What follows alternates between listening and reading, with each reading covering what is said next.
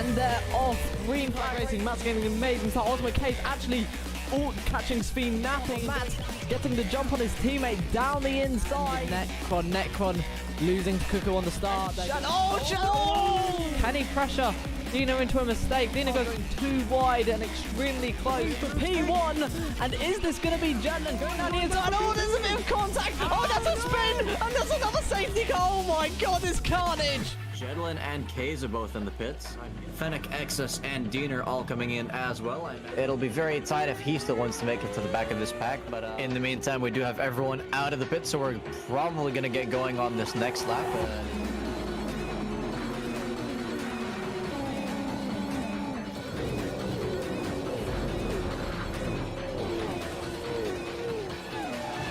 We are, in fact, restarting now, regardless of that incident. Okay, he's looking for that undercut. Does he get it? It looks like he might do. They're side by side and very close together. Cuckoo looking for that inside line on Jedlin ahead. Going into 130R, but they're going to be wanting to go fully defensive into the chicane of Casio Triangle. He's going to end up finishing in P1, crossing the line. Greenlink's going to cross the line. It's going to be Ultimate Case across the line. Gillish comes across the line to win his second MSR title.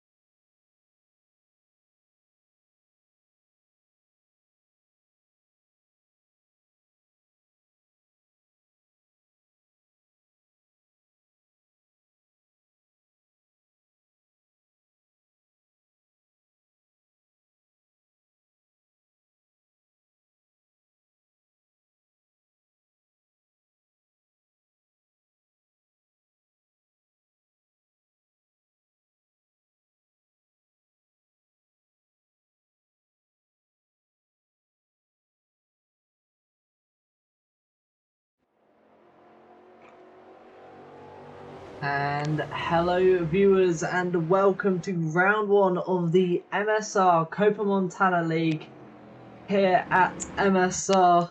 And like I say, as always, once again back in the commentary booth with none other than WMDR Martin. Greetings, it's been a while. Yes it has, and I've been watching the previous leagues, and I've got to say the field still being an absolute insane for racing over the course of the season I've missed. But I'm back now, and I cannot wait to see how this league portrays itself. Yeah, it's an absolute pleasure to be back. I think we have a very competitive grid once again. A guy who's not been here for a while, was actually blacklisted for a season or two, but has now returned, and seemingly with a lot more pace, is Binding currently in P5 with no time set, no livery set as well, it seems. Yeah, a lot of liveries still missing. Cameras missing too, I think.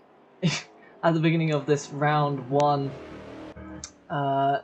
I think a lot of drivers, I think about half the grid, I was told by Ultimate Kaiser, still missing the livery, but they still have their big number, so luckily we'll be able to work out who is who as I see everyone join the chat. My first time using YouTube, so you might have to bear with me with some things, and that is a very loud engine noise. If anything is too loud, guys, please tell me. I might just lower it just a bit. I will say, Nismo, you sound better in Discord than you do on stream. It's on Discord you sound more or less like your usual self. On YouTube you kind of sounded like you were in a bucket. Oh, why is that? Let me have a look. So welcome there, SinVR46 and Peter Smith. It's a pleasure to have you all. We're currently in qualifying, 10 minutes left. About half the grid so far has set a time. Currently Matt's VR on pole. Is that does that sound better now on? Let me take a look. Hopefully that I've sorted the bucket issue.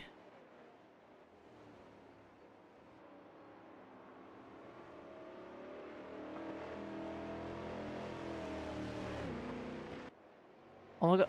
I just realized, yeah, Oh, it definitely sounds better. definitely, that's good, that's good. I think it was connected to my to my webcam microphone, so I got that sorted. But yeah, no, hi Peter, very long time since I've raced with you. Hope you're doing well.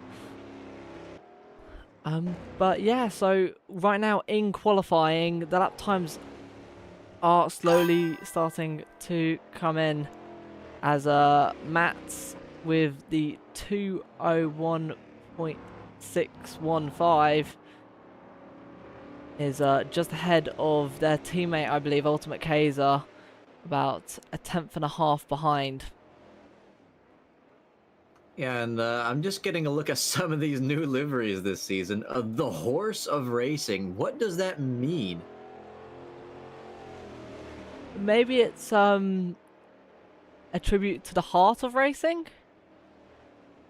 Oh, is this based on an existing livery? I mean, it looks different. The Heart of Racing is an endurance team, but I've never heard of the Horse of Racing. It may well be a reference. It's a good spot there, but some drivers, of course, with the custom Moisty Boys livery on the back end, you can see that on Matt's and Kaze's car. Take a quick look at what Warlord has as well. No longer a rookie. This is his second season over at MSR. Let's take a look at that chase cam. Modes of racing seems pretty standard from the backside. America on the side. I'd love to see that. Yeah, we are in Brazil as well as the Aston Martin Half of Racing. Oh, is binding off, taking a scenic route. It appears, rejoining safely. Thank God, because I think a lot of people, it is just so easy to just accelerate, not look in your mirrors before coming onto the track. So that is good to see. As Ricky in P6, I remember Ricky in the GT3 League. So they look like they've been doing very good recently. I wonder if this is his first time not in an anime girl livery. Also, I was thinking he had one for the LMDH League. He definitely had one for the GT3 League.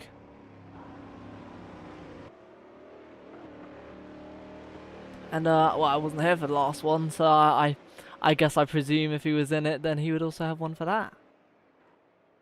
That's it's certainly less flash. Of course, some drivers yet to send in their liveries. We may still well see some updates to it. Tier list will be coming mid-season, as is customary.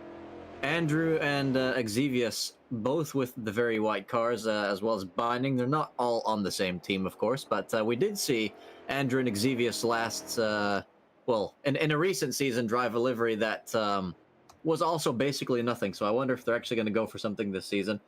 Or if they're going to stick with this. Now, they did actually have an amazing livery ready to go. It was just too late, and they never ended up submitting it. So hopefully they do something this season, because they actually do know how to make a good livery. They're in the... what kind of livery is this? Is this inspired by some sort of Celtic history? I don't know. It does look like it's got some very nice sponsors on it. A very black and I'd almost say browny yellow sort of vibe to it. I do like it. It is very I would say it is a very sleek design indeed. Meanwhile, as we've been looking at the liveries, Ultimate Kaiser has pipped his teammate with a new provisional pole of a 201.285, just half a tenth ahead of Matt's, and the two of them 4/10 ahead of third place. So looking quite strong in quali so far. Can they keep that 1-2 in the race later? King Kodiak, resident commentator from last season, now actually on the grid. As you can see, no idea what we're doing, completely clueless. New driver, please be patient. Very, very humble indeed. Currently P11, 2 seconds off the pace. Yeah, but the order at the top has switched around, as I think the track is getting faster as the session goes on by. Ultimate Kaiser swapping around with his teammate. They've both improved on separate occasions, but Ultimate Kaiser being half a tenth quicker than Matt, putting in a 201.285, and Matt's just behind with a 201.3. Nismo, have you watched Groundhog Day recently by chance? Because I said the exact same thing about 30 seconds ago. Possibly. I've been trying to sort everything out in the background as well. So I do apologize if I do occasionally repeat something. No, it is much appreciated because Nismo is, for everyone watching, Nismo is 1,000% more of a technician when it comes to streaming than I am. And all the bells and whistles in the stream are all thanks to him. So thank you very much for that, Nismo. Then just behind King Kodiak, I mean, we've already seen Erid. This is Kodiak's teammate here, Video Gamer Guy in P12 in the same livery. So also very humble. As you can see, Barrett just behind in the America car. Escher still to get a livery. Jedlin currently down in 15th, JD still trying to improve in 16th, and then Trouble and Captain currently occupying the back row. I saw Captain is... I don't think... Were they in the last league? It's definitely not a name I've seen around too many times. I'm not 100% sure if he was here full-time last season, though. Because there could be in their rookie season then, because I certainly don't remember the name. As come around the first corner, you need to take so much commitment through that corner there, because you can run wide, but if you run just a bit too wide, that'll be your whole lap time, the leader. But you still have to take it quickly. Another thing that a lot of drivers are going to have to be wary about is the strategy when it comes to using boost, since during qualifying we don't have the boost button enabled. However, during the actual race they will have 15 moments where they can press their boost button, and well, I think they gain ever so much horsepower more, and whether they'll have to use it, I think one of the most common places people are going to be using it is straight after turn 1, but it'll only be activated I think after lap 1, so we'll see where people decide to use it. We've got the main straight, the straight off turn 1.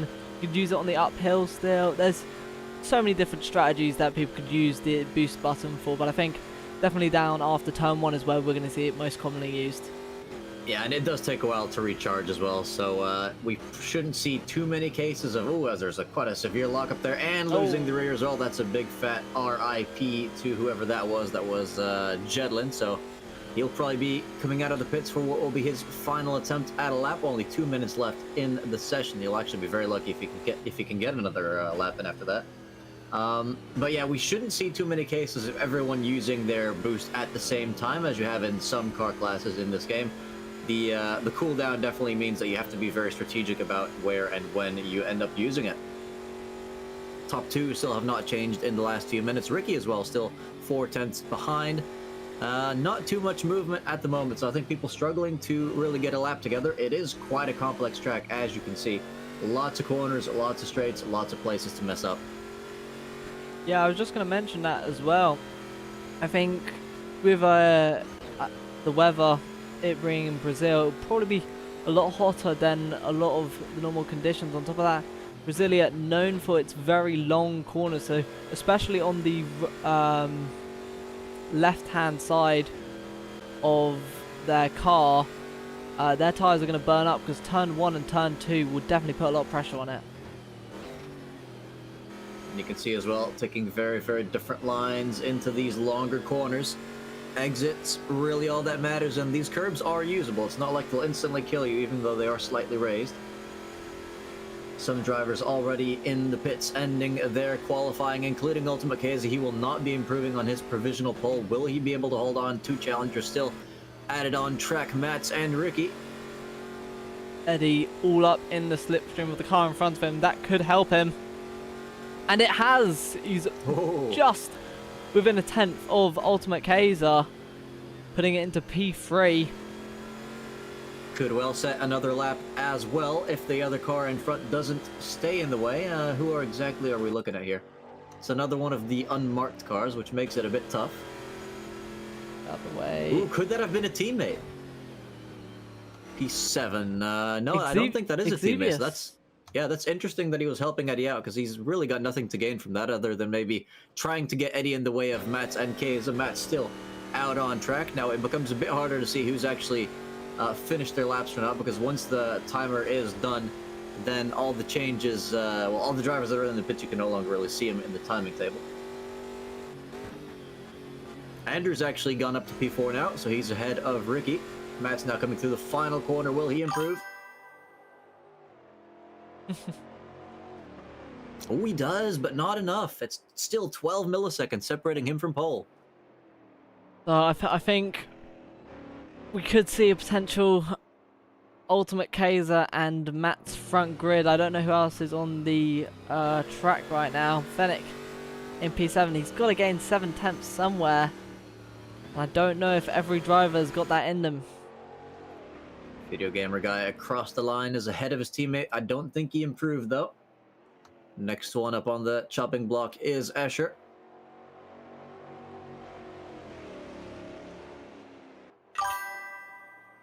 Remember, this is not the usual preseason race that we start to broadcast. This is the first official race of the season. Points are on offer for every single one of these races. As Escher crossed the line. Also, just curious, are you hearing the ding every time someone texts in the actual stream? No, I think that is very much a you thing. Oh, okay, okay. Because it keeps on jump scaring me, and I don't know.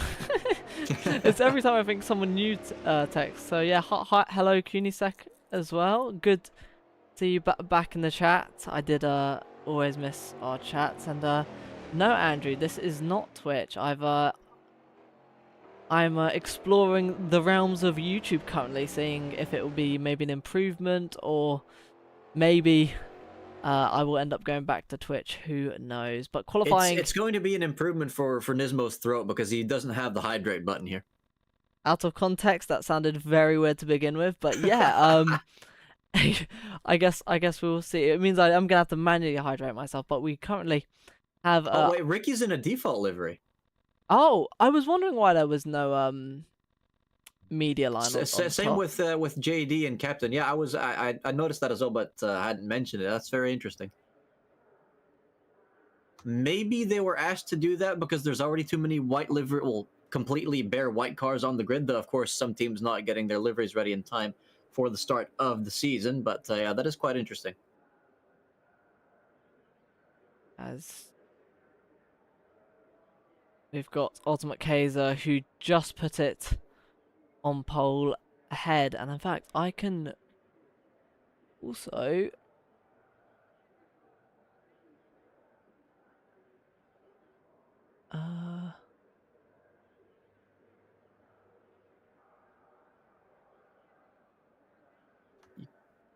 Can also so do what exactly? I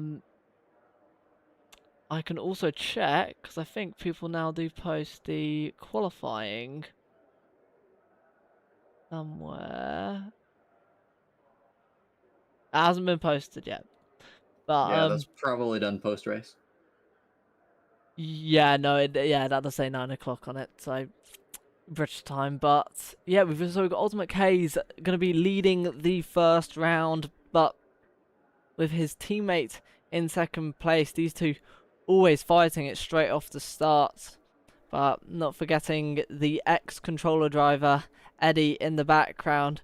I think ever since he's got onto the wheel, he has definitely got quicker enough to challenge these two. Andrew, I would say one of the more aggressive drivers of the league, going to be bringing it to the front as well. Hopefully that means we'll have some extra spicy battling. And Ricky in P5, amazing qualifying result with Warlord lined up next to them in their American-styled livery. As I believe, is it formation? I think it's formation. I believe it is, yes. I don't actually have. Hold on, I can see if I can manually do it.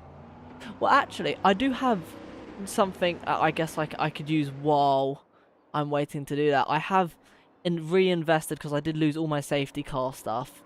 Oh no. So I have reinvested into something, and I've made my own little custom safety car board. I'm looking forward to this. As there it is in your top left. It now flashes. It's not just. I'm having to wait to see it until the viewers can see it as well. Also, nice little FPS meter in the top left. Oh yeah, I always have that now. Just thinking. Oh, I like that. It's quite nice. The new safety car indicator. Yeah, so shouldn't be able to miss now if there is a safety car as much as there was a big yellow button. Now let us, before they finish the formation lap, continue the race start rundown. I believe we'd arrived at Fennec. Yeah, so Fennec in P7 with the Goodyear livery. Exevious, I think, going to be lining up next to them. Hasn't posted their livery yet, so they will be in white. We'll be looking out for the numbers on the front. Binding just behind him in P9, a returner to the league. Escher in P10, also in a white livery. Please don't tell me that video. I'm pretty sure Video Gamer Guy doesn't have a white livery yet. They've got the learner student livery, which I have to say. It is white, but it is a livery. Yeah. I gotta say, I do like this livery coming straight into the season. And King Kodiak, I believe last season's streamer, following him in the same livery. These two teammates for the season. Arid in P13 with the sleek black livery. And JD in P14. Burns in P15. Jedlin in P16. Oh my goodness, I just now noticed the Scottish flag on the back. Oh. Well, that answers my question from qualifying. Trouble in P17. Oh, his one's got green ends. I do like that. I do like that little addition to that. And I think rookie in the season is captain, starting at the back of the grid in P18. And that is the entire grid for race 1. I do wonder if we'll have a few more drivers for the next one. We do have more that are signed up, but I guess some of them couldn't quite make it tonight. So if you are watching and you wish to participate, you can definitely sign up to be a reserve as well, and you can probably get a spot in a good number of these races.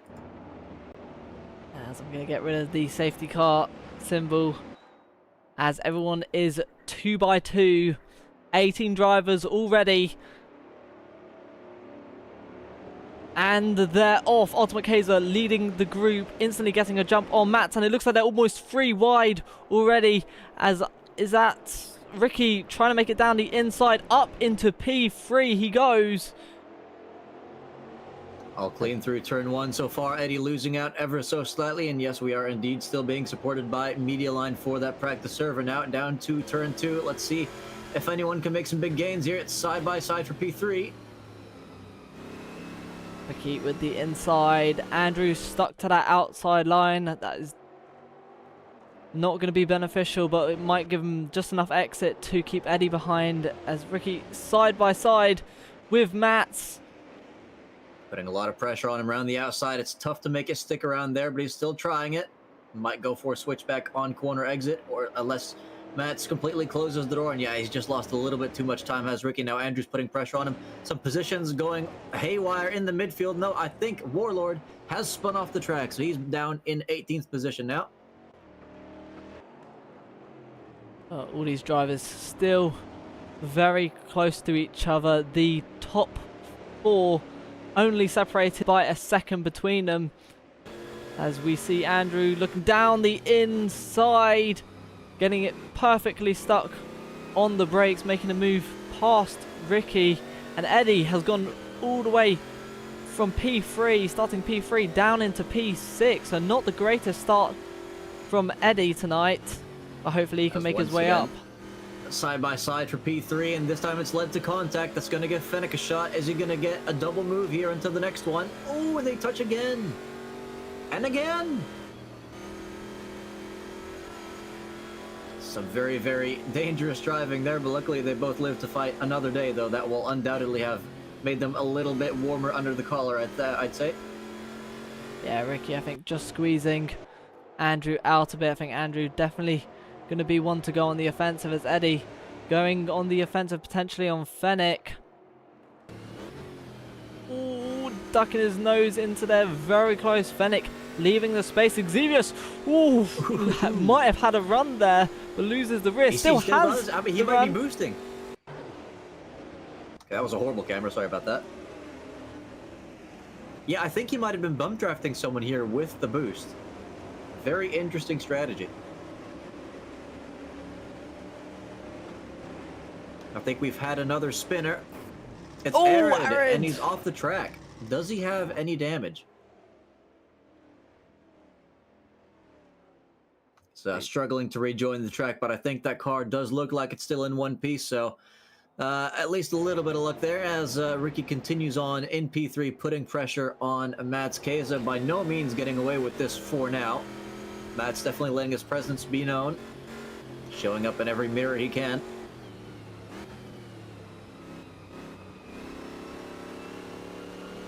Ricky, yeah, not letting the two teammates get away. And there are no team rules here. Ultimate Kaiser going defensive. Yeah, it's actually kind of interesting because they don't tend to battle too much, but Keza absolutely feeling the pressure right now. And any mistake by the two of them could lead to Ricky stealing this victory. So, all to play for at the start of the season. It looks like Ricky may have a good shot at putting Mats on the outside for the next corner. Ricky taking advantage, going side by side now with Mats. Mats stuck on the outside, decides to slip in behind Ricky. Ricky up into P2. Yeah, Mats doesn't really have a choice there, so that's position loss, but he could regain it. We know he's quite the fast driver, only really limited by a number of mistakes or bad luck, as has been the case many times as well. He's letting himself be known again. Psychological warfare into turn 1.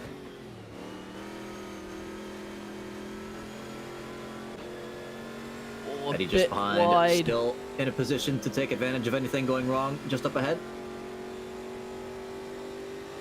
Some people activating their boost buttons now, it appears. You can see who made a gap as that's a lock up for Andrew. Still holding the outside, has a bit of a twitch on that curb, but still side by side with Matt for the battle for P3. And for P1, it's Ricky trying to send it around the outside of Keza. He tried this on Mats before, it didn't work. Can he pull it off this time? Oh, it looks like he's actually kept the wheel in. He's on the curb. And has the he's inside for the next corner.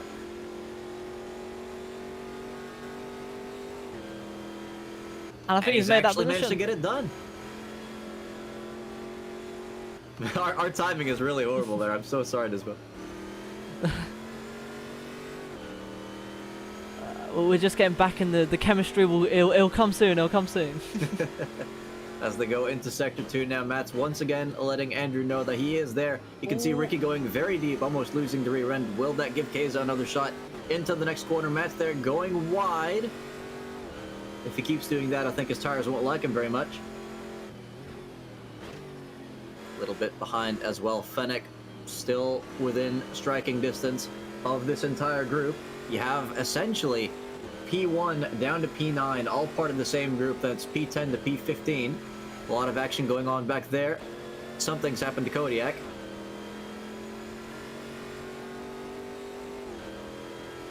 We have to check on the fight for the lead once again. You can see Keza taking a very, very different line from Ricky.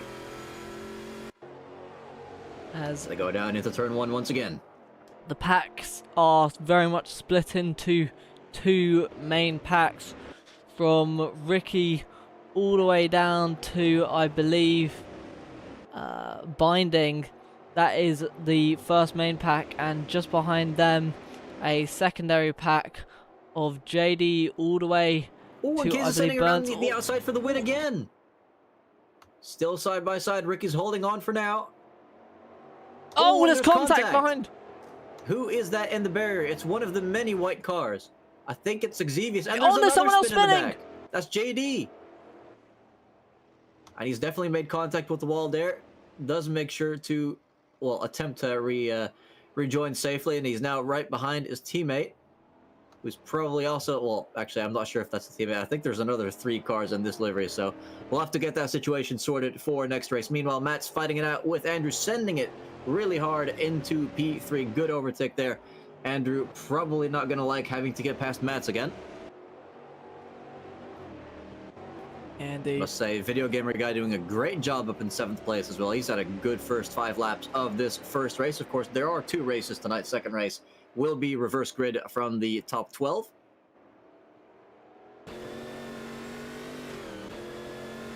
But even though we've had those small incidences, these packs still very close to each other with 10 laps remaining. We'll still probably see them split a bit, but I think this could very much be the battle for the lead throughout the entire race. Yeah, and if any of them get tangled up with each other, it's going to drag Eddie and Fennec right back into this as well, so don't count them out just yet. Further behind, you have Binding and Video Gamer Guy duking it out for P7. I think they probably are out of this fight. And then some very close racing going on for P11, 12, and 13 as well, so keep your eyes on that on the minimap. Meanwhile, into turn 1 we go once again. Andrew very, very close to Mats.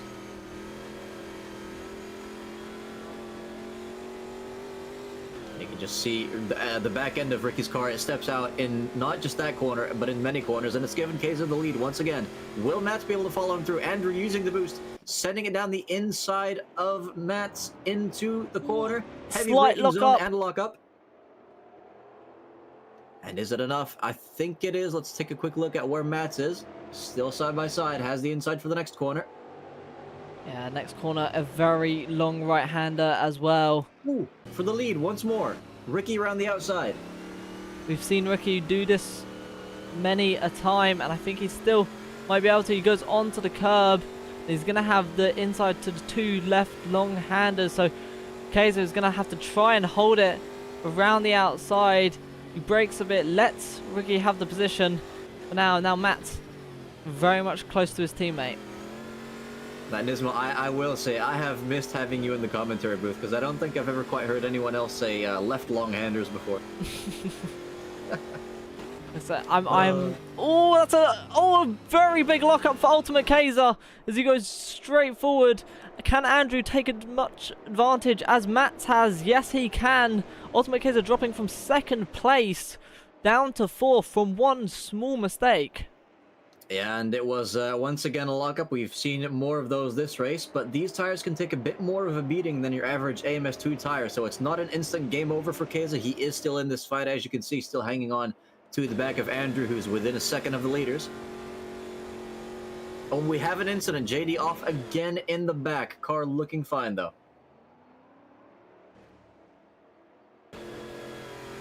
Nothing too much going on here. Back to the fight for the top 6. Yeah, the top 5 all within a second and a half of each other.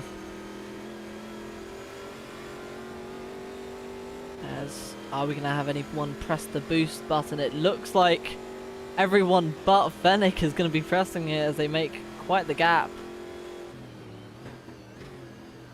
No lockups on this occasion. They all take it a bit more sheepishly. You can still, though, see, still pushing the track limits. Further behind, P7 is off the track. That's Video Gamer Guy. Oh, I think Escher... Oh, he's lost his wing. Oh, yeah, in fact, there you can see it dancing around in the background. He is going to be going to the pits. I am absolutely sure of that. We're only halfway through this race, and that's going to be a very painful second half if he does not pit for damage. Yeah, these cars might not be as fast and reliable as F1 cars for their aero, but you're definitely going to need that massive wing on the back. You can see Fennec putting a lot of pressure on Kaiser, who's still stuck behind Andrew. Matt's not putting as much pressure on Ricky as we might have expected, giving him a bit of breathing space for now. P7 currently binding. He's gonna have a bit of a lonely stint after losing his race mate. Very close for P13 as well. Escher sending it down the inside of Video Gamer Guy, but I mean, that is a very limping car, so not too much of a surprise there. I said definitely keeping some pace though without that wing, surprisingly. So I've got to hand it to Video Gamer Guy, not fully slowing down. There are no mandatory pit stops in this race, so I think this is very much a sprint from the start to the end. That's going to be very interesting to see as well, the dynamic of the reverse grid for race 2, and that's one of the white cars off. That is Andrew. He's lost 2 spots. could be free. It's Fennec making it past him as well. Fennec up into P4 as the... I don't know what their team there. I'll have to search up the team name later. As Mats and Ultimate Kaiser back together, but Ricky and Mats even closer, side by side. Mats making a move down the inside, but can Ricky do the switcheroo? We normally see Ricky make moves on the outside going into this next right-hander, but this time it's Mats on the outside. Maybe this will be more to Ricky's advantage, having that inside line. Can Mats switch it back? It looks like Ricky just has enough of a car length to slot in front. We now go on board with Mats, former controller driver as well, in a distant past, currently on the wheel. This is what he would be seeing as he decides to not quite send it into that one. He does in fact want to live to see lap 9. So they both take the curb. Meanwhile, the fighting just behind continues to go on. Fennec behind Keza. Andrew has been overtaken. He's now under pressure from Eddie, who's sending it down the inside. So as you can see, in one lap, a lot can change in a tight-knit group like this. Still hanging on to P5 for now, though, is Andrew. It's remarkable how quiet these cars get on the trackside camera as well. Yeah, compared to when we're on board. It's very surprising compared to some of the other, especially the LMDHs. I know last season they were absolutely chaotic as they passed us, especially the Vulcan. Absolutely. As you can see, Matt's once again tailgating Ricky down into that first corner. If we had to take a shot for every time we saw that on screen tonight, I think we'd be very drunk by the end of it. Well, we'd have 15 by the first race, let's put it that way. As yeah, very, very close. Matt's again looking for the opportunity. We've seen this before as Matt's on the inside of Ricky. Ricky forcing him to the middle of the track, goes further to the left to try and squeeze Mats. There's a bit of contact, and looks like some gluing, and that's going to allow Ultimate Kaiser to pass both of them, as well as Fennec as well, up into P2 as the two top leaders drop to P3 and P5, potentially P6 as Eddie down the inside of Ricky. Yeah, that is incredibly costly for the pair of them. Keza, Fennec, Mats, your new top 3. Ricky trying to hold it around the outside of Eddie for that P5. Even if he gets this position, he only has 5 or 6 more laps left to try and regain the lead, which is no easy feat currently. 1.9 seconds off of the leaders. Yeah, it seemed like there was some gluing there. They kept releasing each other, and then they kept reconnecting. Oh, as he's almost lost the rear end there. Well held by Ricky. Eddie, though, going to take every advantage of that. As orders a bit of contact, Ricky off into the gravel. And I think that's going to be an extra position lost as Binding now coming through that very same corner. He'll have a better exit, but is it enough to get that position? Ricky holding on for now. His tires are going to be very dirty, though. Just came out of the gravel.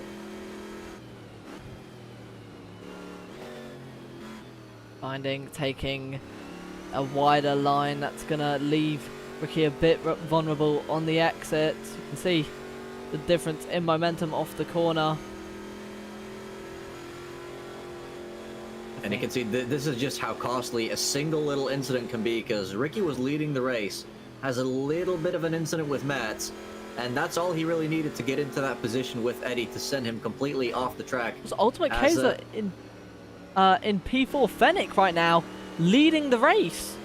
And Kaiser's been passed by Eddie as well. Does he have some sort of damage that we haven't seen? I don't think so. I think he might have just made a mistake, as Ricky's still holding on to that 6th place there. The lead keeps on changing hands, though, this time. Fennec versus Mats. Mats not making any contact with his opponent this time. And it's just all incredibly bunched up. The top 4 all within a quarter of a second. Side by side, and down the inside goes Mats. Fennec trying to hold it on the outside. I think just quite doesn't have the momentum to keep it alongside Mats. Has to slot in the P2.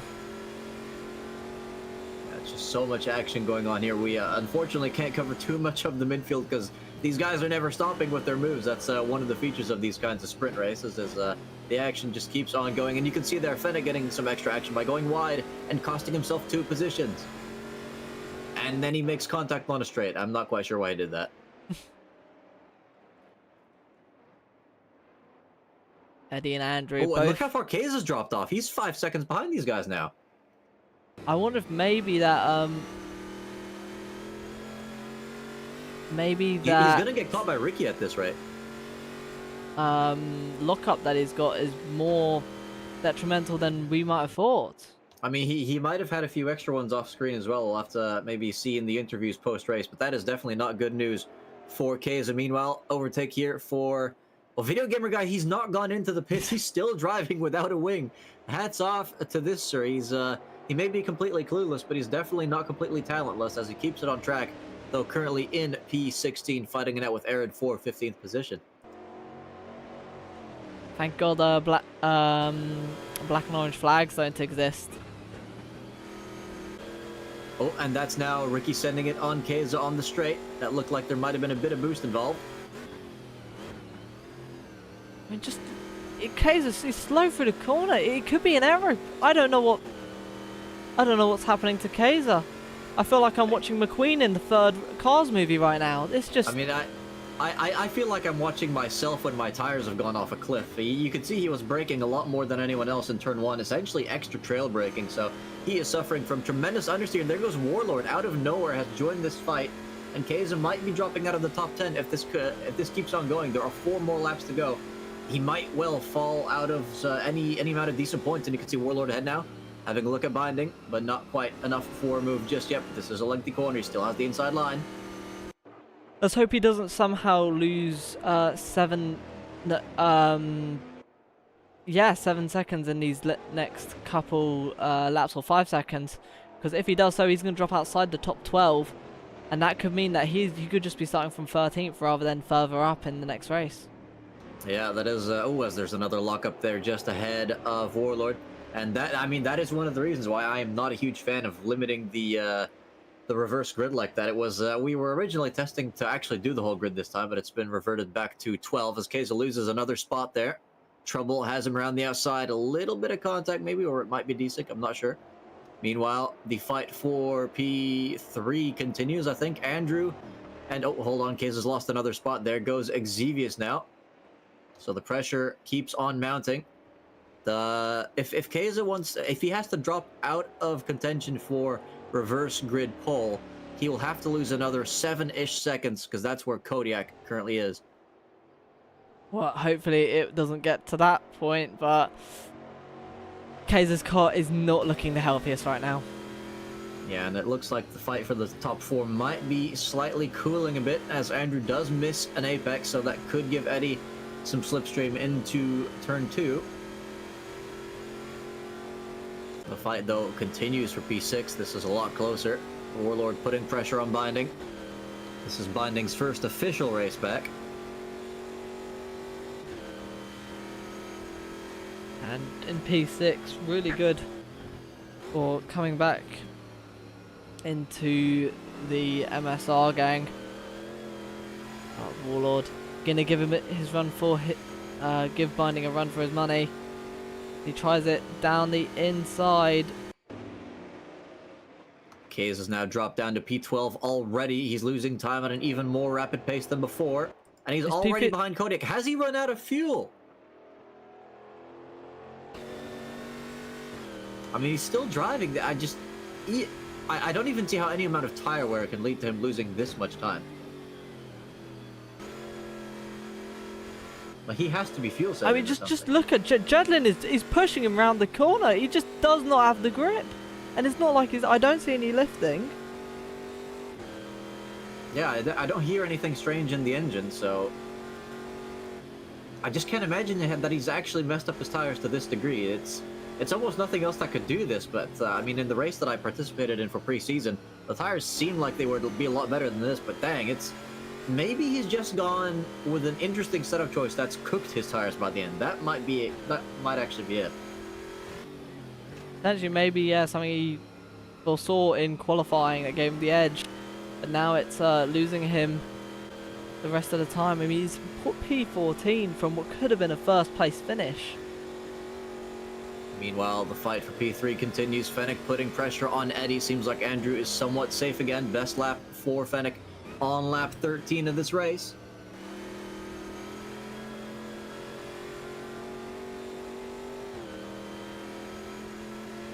Fennec still in the fight, battling though for P3. Mats has made about almost a 2-second gap to Andrew now. Keza now getting passed in the final corner by Arad, and he's going into the pits. So pit stop not immediately what you'd expect in a sprint race. Even video gamer guy lacking a wing hasn't done that.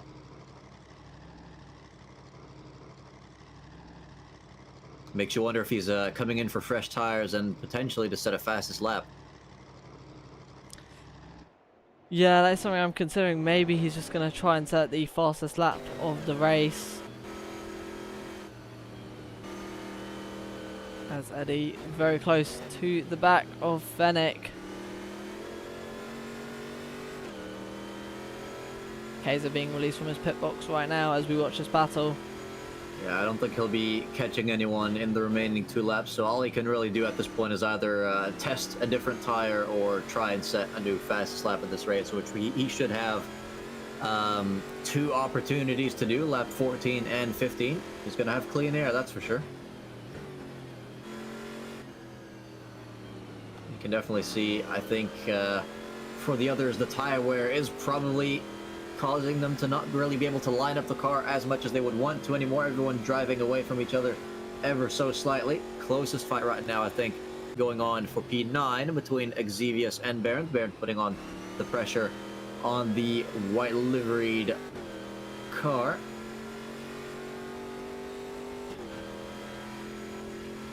You can see even in the high-speed corners, they're taking somewhat different lines.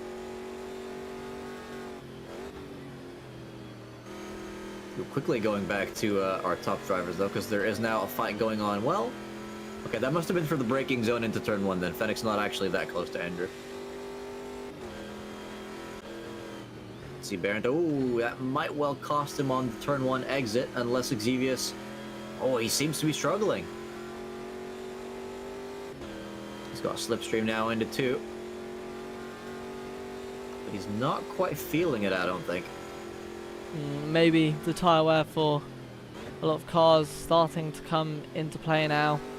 I mean, I will say as well, what happens sometimes is you can have the best exit in the world behind someone else who has a horrible exit. If they press the boost, you're not catching them. As Burns making the move up the inside. And I don't think Xevious is going to try and hold that around the outside. It would be amazing if they could. Looks like they don't need to. But just getting the exit on the curb there. Yeah, and you can see he's just tailgating him for the time being, looking for any extra opportunities. Meanwhile, Andrew within a second of Mats again, but he needs to be closer than that to go for a move. Every driver in the top 4 practically separated by a second at this point. See Escher in 11th, currently gaining on the pair of these 2. Yeah. Can Escher get up to 9th? Both drivers going ever so slightly wide through that left-hander as they head into the right-hander. Now let's take a quick look at the timings to see who currently has the fastest lap. I think that may well be... Oh, yeah, we have 2 identical fastest laps from Fennec and Eddie. That is quite interesting. But Mats with a 2:01.6, I think, is the fastest I've seen so far. Keza down in last place with a 2:01.9. So Keza's got some work to do if he wants that fastest lap. Yeah, indeed. But I mean, he's got free air. I guess he won't have the slipstream, but he's just got to know when to use that boost button if he wants that fastest lap. Meanwhile, Escher continuing to put pressure on Xevious braking for turn 1. You can see they have slightly different braking points. More slow in, fast out for Escher. Yeah, as we are now on the final lap of the race, of the first race at least.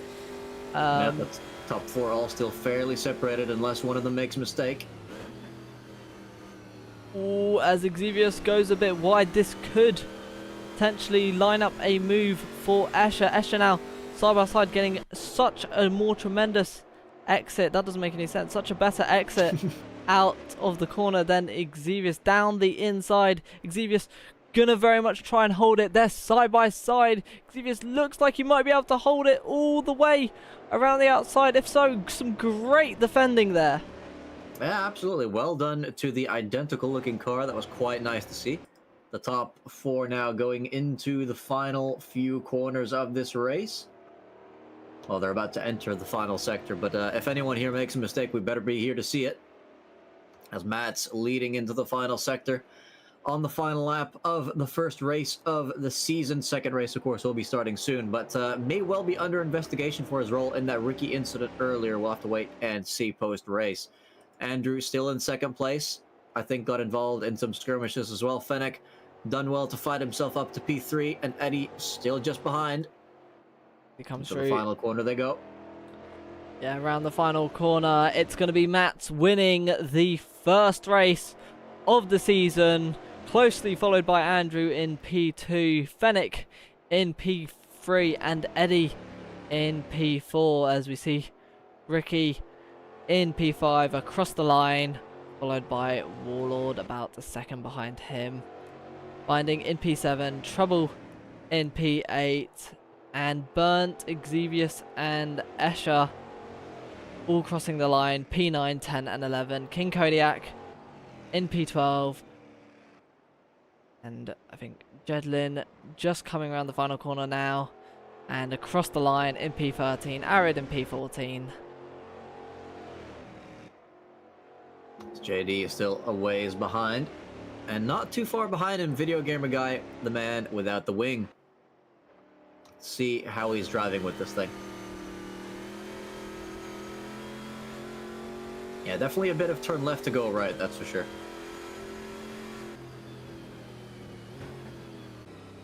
Captain still out there on track. Also missing a rear wing. Could he yet be caught by Keza? Only 2 corners left in this race. The gap is 10 seconds.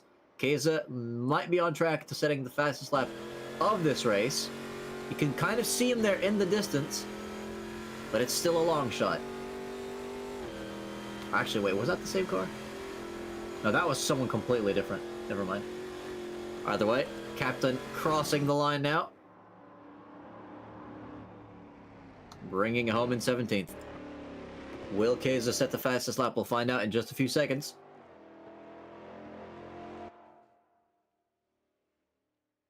As we're hit with the deafening silence of the end of a race. And he has not improved on his fastest lap.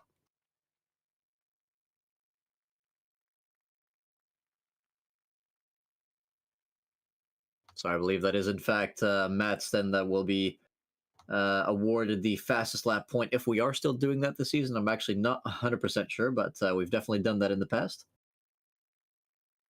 Everything all right there on your end, Nismo? Sorry, I'm back now. I just somehow managed to, even though I was sitting down, pull my back a bit. So just had to lie down a bit. But I am back now. I'm getting old. I'm getting old. We're gonna have Nismo doing commentary from a wheelchair next season, guys. But yeah, what a race! What a close battle, especially towards the front. It's a shame we couldn't get any of the midfield fight, but of course, the front guys absolutely occupying our cameras and screens. I mean, that was just a tremendous battle. Apart from the potential controversy between Matt and Ricky, it seemed like it was quite a clean and successful race one. Well, another driver that might be getting looked at for an incident will be Eddie, because I just remembered that it was between Ricky and Eddie that we had the incident where Ricky actually flew off the track and was then sent into no man's land. So definitely a few things for the stewards to look at after this race. We'll see if any more of that happens in race 2. Everyone's going to be a bit more familiar with the track, with how the car is handled. Of course, reverse grid for the top 12 does mean that we'll have some slower drivers out in front. So that should make it a little bit more interesting in that sense. But it does give the people a chance if they're maybe not the best qualifiers as well, which is always great to see.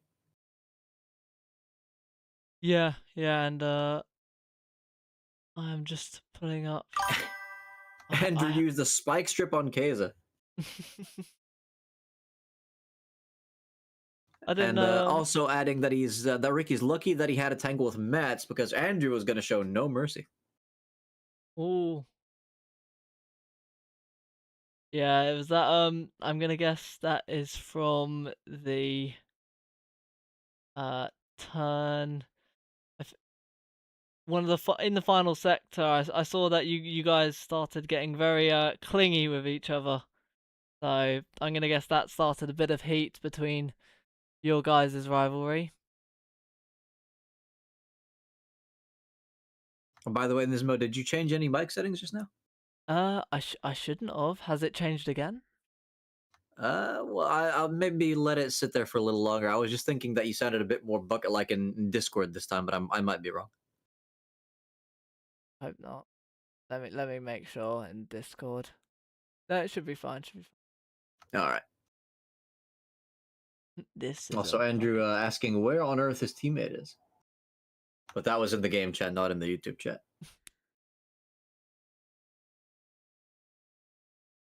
as the rules are being given out right now. In fact, let me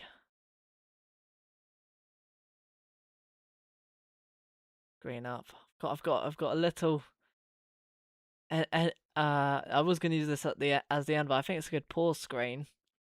Got some little bits and bobs that I've whipped up quickly just before we started the stream. So I've just tried to open a Fanta and it's almost just squirted all over me. So I will say all of this stuff on screen is making me think that the next thing you're going to add is an extra bit of Subway Surfer or something. oh, I'll see. Hold on. I wish there was a way just to get a vertical. So you know what? That's what I'm gonna do next time.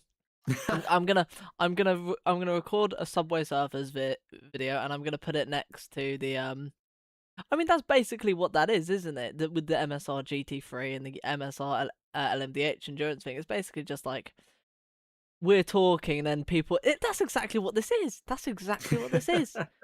We've accidentally created a really good YouTube short. So this is what will explode the reach of our channel. Exactly, yeah.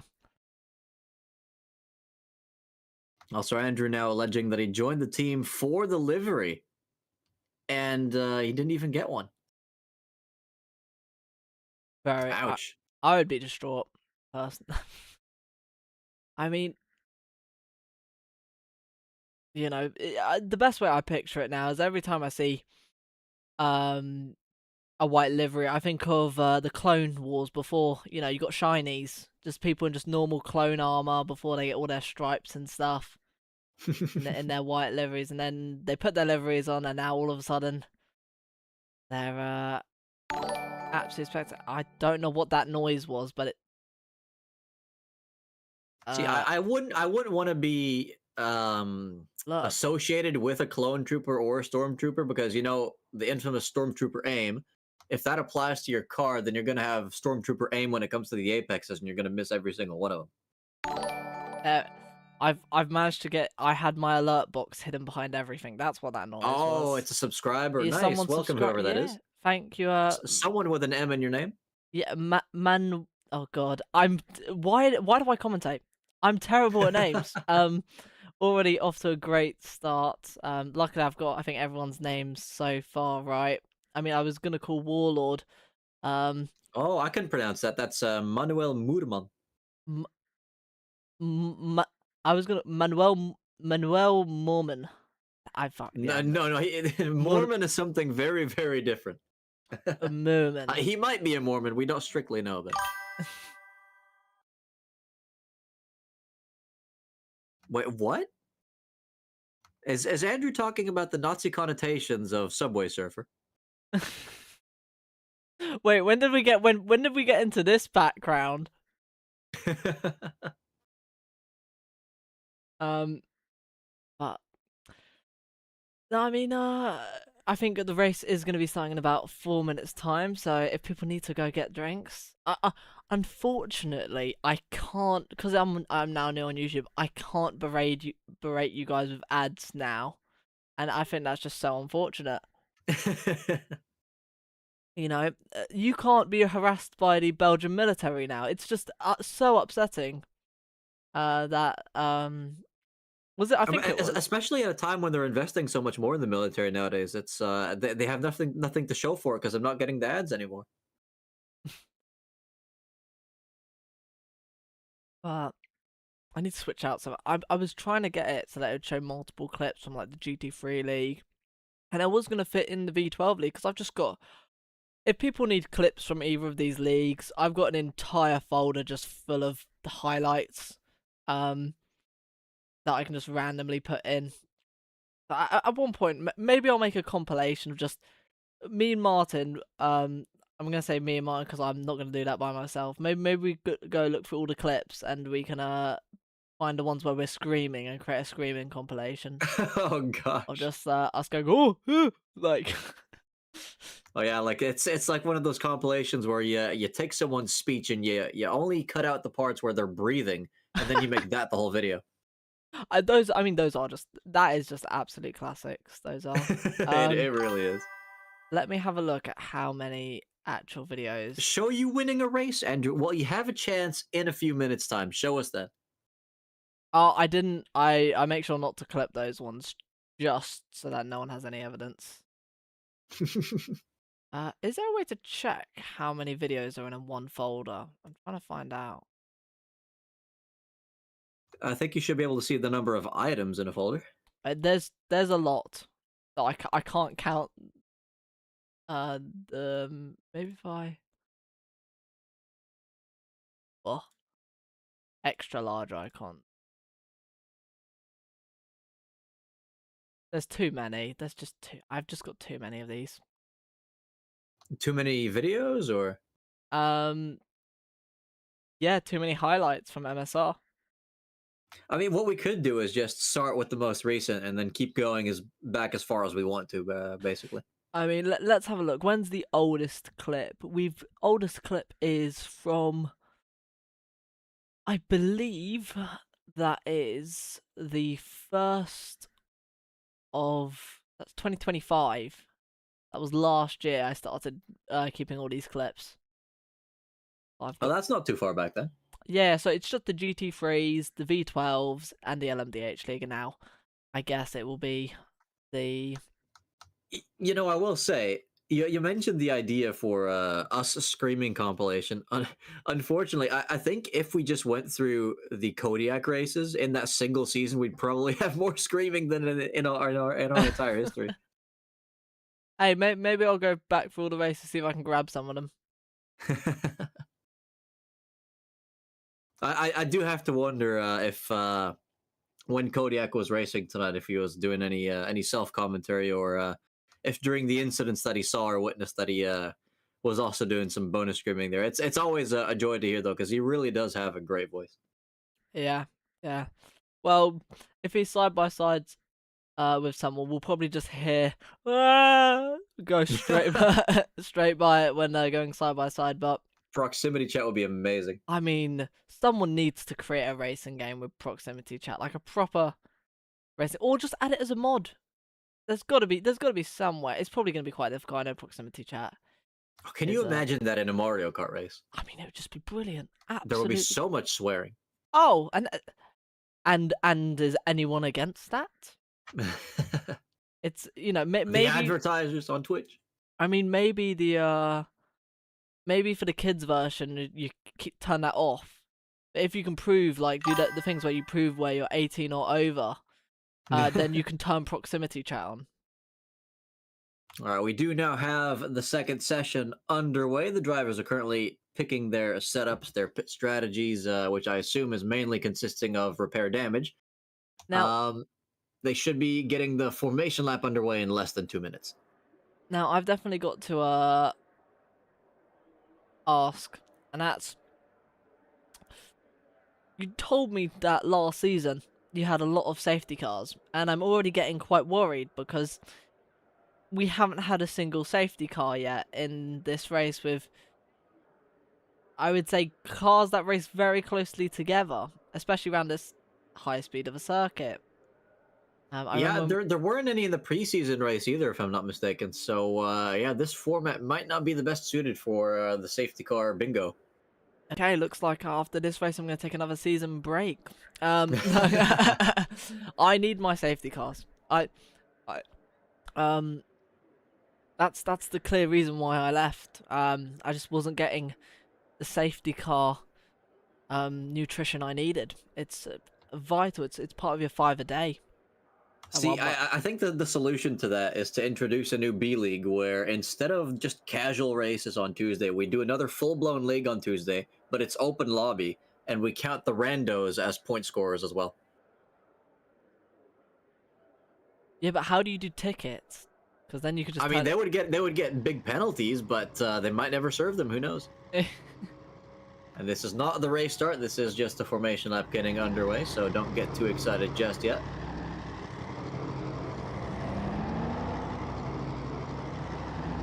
As we have King Kodiak currently leading. I'm pretty sure he doesn't want to be there at the moment. Did he actually finish P12?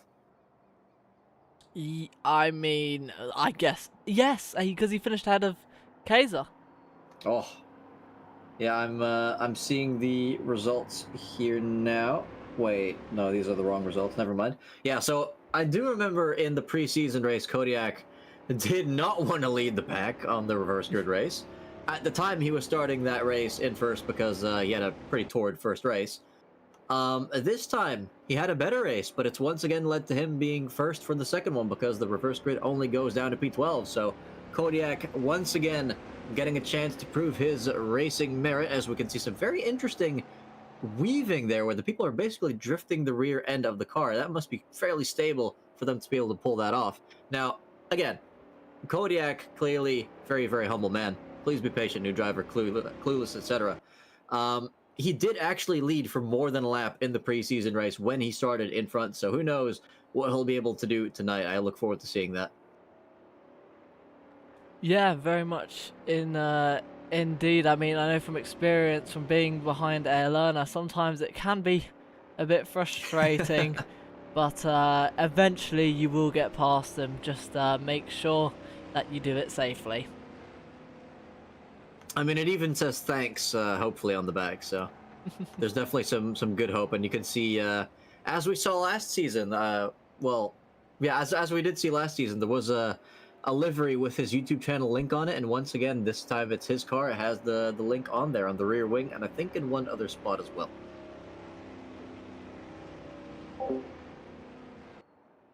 Yeah, it's a little bit tough to see, of course. We don't quite have free-range drone cameras, but the racing order for the reverse grid race for tonight is King Kodiak leading the pack for race 2, followed by Escher in second place. We saw some good fighting from them in the last one. Xevious just behind. He's been hunting for a good result for quite some time now. We know he's got the pace in certain races, so we'll have to wait and see if that's the case again tonight. Barron's just behind. Trouble in the middle of what we'd call the vortex, so hopefully he can stay out of trouble. Binding just behind in a pretty good spot for race 2. Warlord, absolutely a big threat. He's one of the faster drivers currently starting in 7th. Ricky just behind. His unfortunate race has helped him a little bit for the order in this one. Eddie behind. I'm sure that'll make Ricky a little bit nervous. Fennec in the top 10 still, followed by Andrew, Mats, Jedlin, Era JD, Video Gamer Guy, Captain, and in last place, Ultimate Keza, who will undoubtedly be trying a last to first challenge.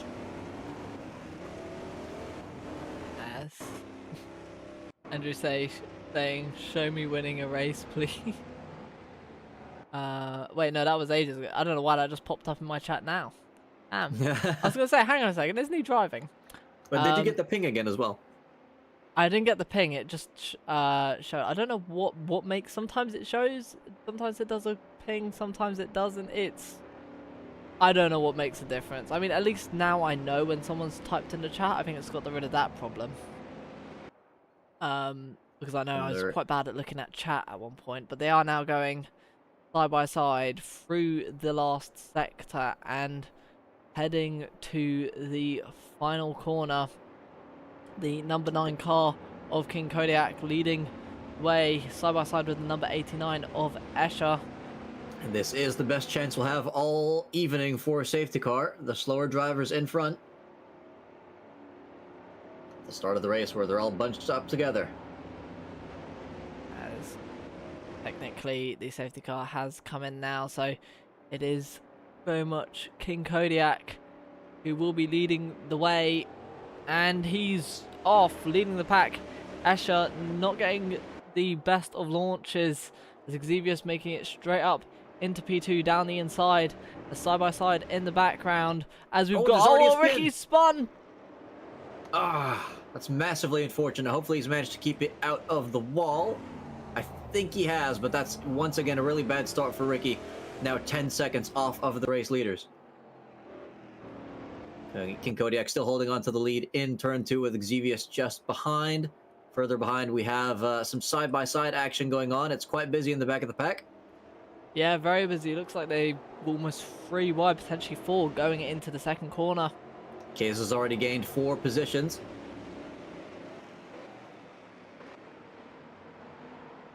Oh, and you can just see the absolute chaos here. People mounting curbs left, right, and center. And a bit of contact with Barrett between him and Video Gamer Guy. That's given Video Gamer a position. Further up ahead, it's very close for the lead as well. You can see Xevious just having a look. Kodiak not cracking yet.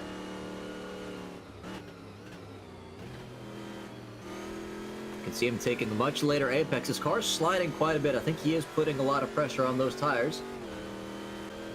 Trouble himself putting Escher under pressure. You can see Escher going for that defensive line.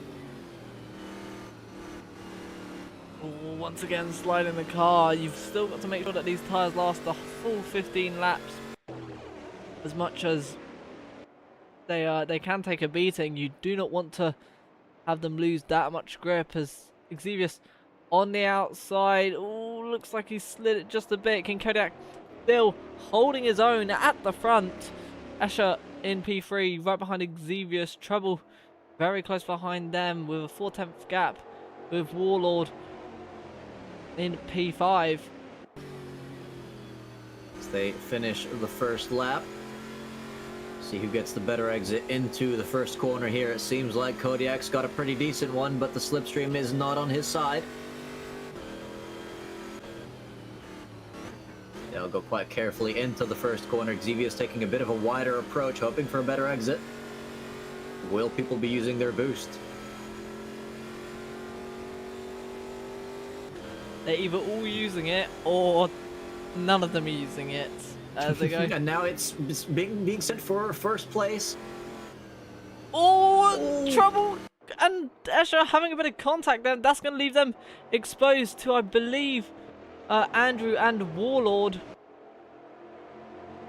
And you can just see it's almost 3 wide into the next one. It's a whole formation of 5 cars. Oh, and it's a massive sandwich here as well for the whole corner.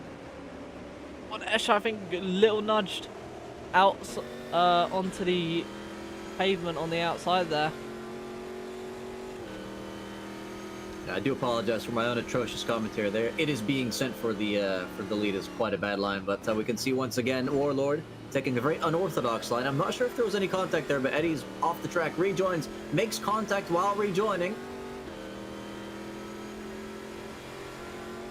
Back down in P7 now. We can see someone losing positions in the back as they continue to jostle for positions here. Kodiak's fighting once again for the lead. He's side by side with Xevious again. He's not giving up on this fight. But can Andrew now send it down the inside like an absolute torpedo? That was quite the send, but a send with much confidence, and he's got that stopped perfectly. Yeah, well, that's as clean as you like. So Andrew definitely putting in the effort that I told him to if he wanted us to show him winning a race. He's just got to overtake Xevious now.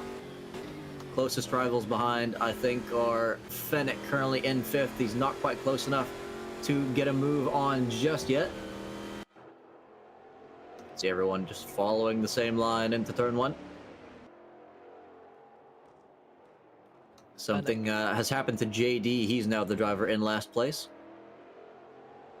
And in trouble just both inside the top 10, the two brothers, bringing it to the front. And I mean, for people who don't do that much practice, I'm gonna guess. I guess we'll find out in the interviews, but they somehow do astonishing performances like this, and they're gonna go side by side. Is Trouble gonna let his brother go, as they are also 2 by 2 up front as well? Oh, and you could see, I think that was Kodiak trying to do a bit of a cutback, but he's turned in a little too early, hit the inside curve. That's cost him a bit of that momentum. But Andrew now has taken the lead. We'll see if he's able to pull away from Xevious. Further in the back, we have had one pit stop so far from JD, so that car was in fact damaged.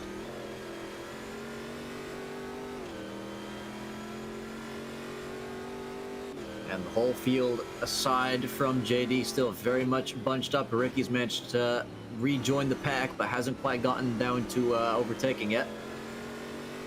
Fennec now putting pressure on our former race leader. I think Keiza's just gained another spot. Currently up into 9th.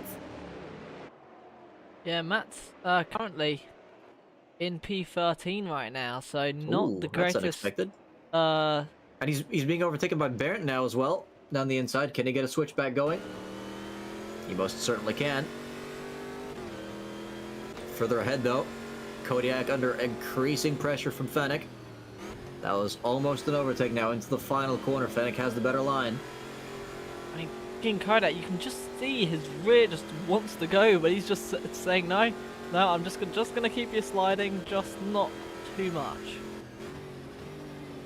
Oh, and you can see Trouble just sending it on the brakes, but knowing his limits, someone else is sending it down his inside. No, Warlord, I believe.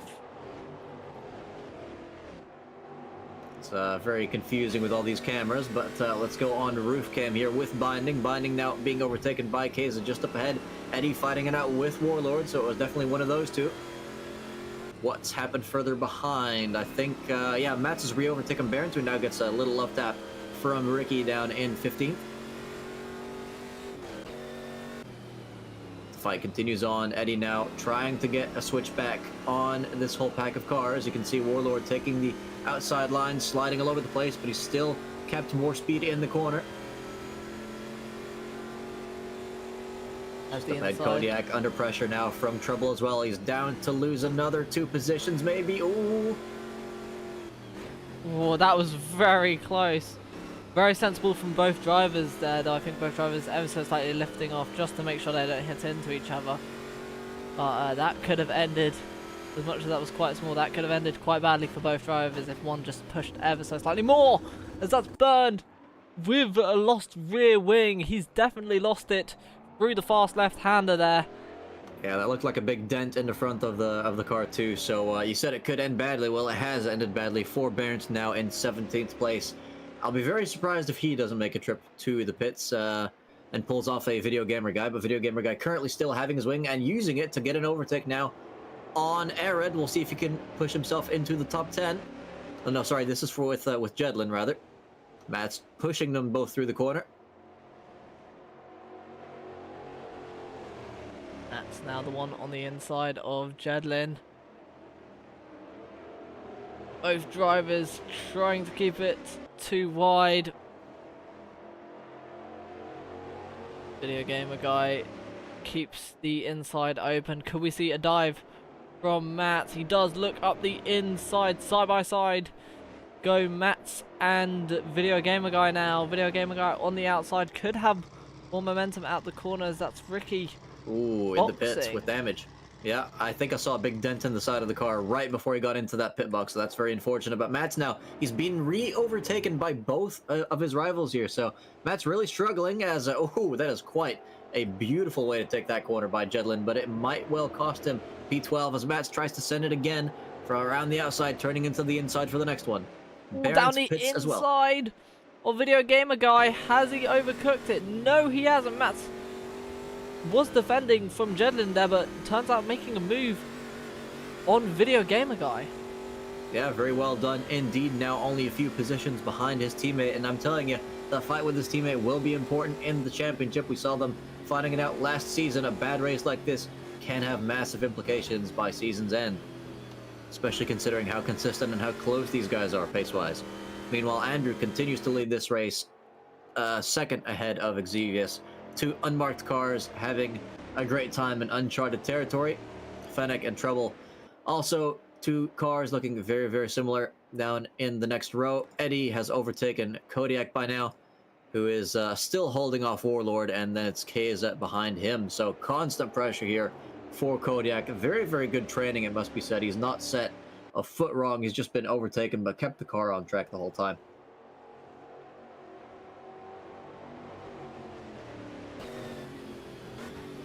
So we go on board with our P7 occupier. Warlord looking up the rear of that Kodiak car into turn one. Will he have a look? He most certainly has. He sent it. Yeah, that is quite a big send. Gonna probably be struggling to keep that, because I could see him shifting the wheel quite a bit, but he gets it done. As you see, Kodiak looking for a move back on Warlord. This car just sliding so much though, and Keza, without all that sliding, he's using that tire grip for traction instead, and it's giving him the inside for the next corner. Keza up into 7th position. Kodiak surrenders that one. And now he does have a little bit of a breather. The next car behind, 3.3 seconds back. And Binding now is actually... yeah, he might be changing that, because he's now overtaken Aaron. Yeah, Binding going to be the one now looking to potentially gain. It's about halfway through the race, so still halfway. That's 15 minutes of racing. And I think that's Xevious off into the gravel pit. From 2nd place, are you kidding me? That's massively unfortunate. Is his car still in one piece? It does appear to look like that. Should we count that as a commentator's curse? Because I did say that there was a good chance, well, that he's been hunting for a good result and then this happens. Maybe that's too vague, I don't know. If he's hunting for a good result, ooh, I will very much, because there's two ways it can go. I'm happy to let chat decide once everything gets sorted, and then we can have some more people come back into the VC, because I know a lot of the viewers are the race drivers, of course. As Matt's going very wide onto the grass there.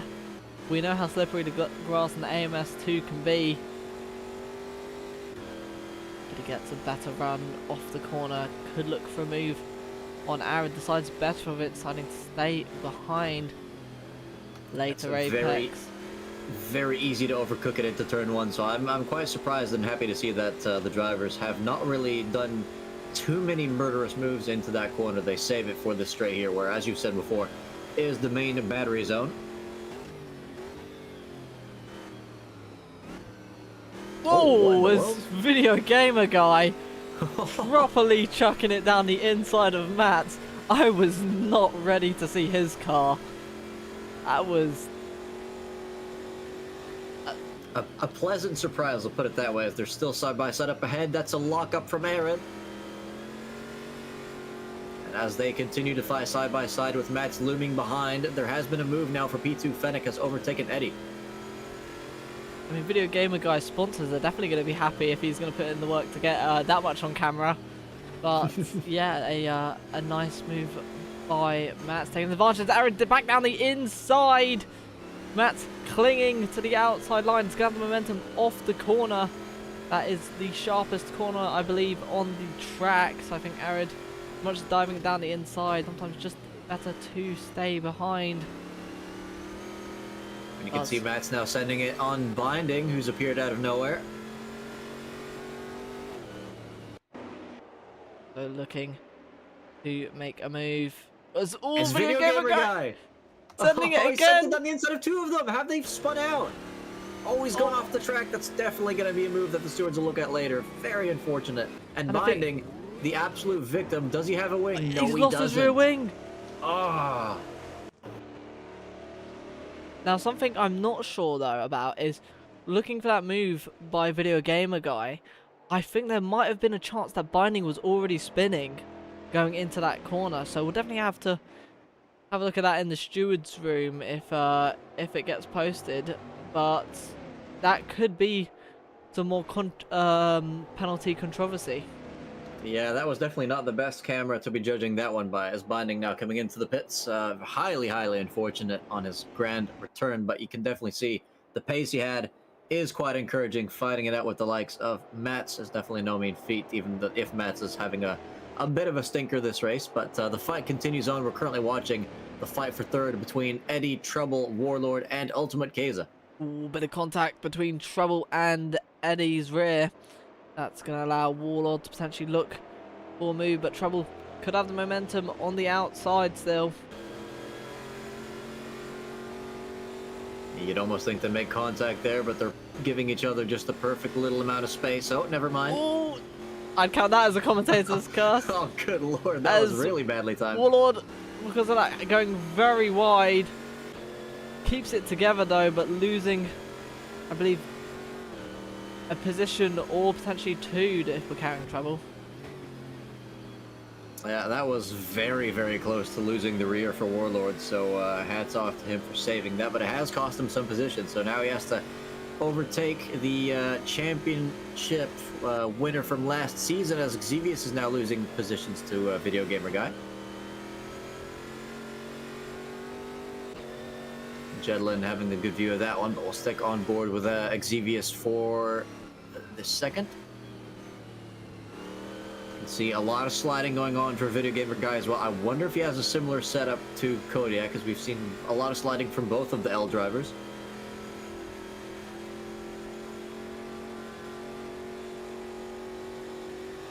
Doesn't get much closer than this. As they break for the final corner on lap 9 of 15.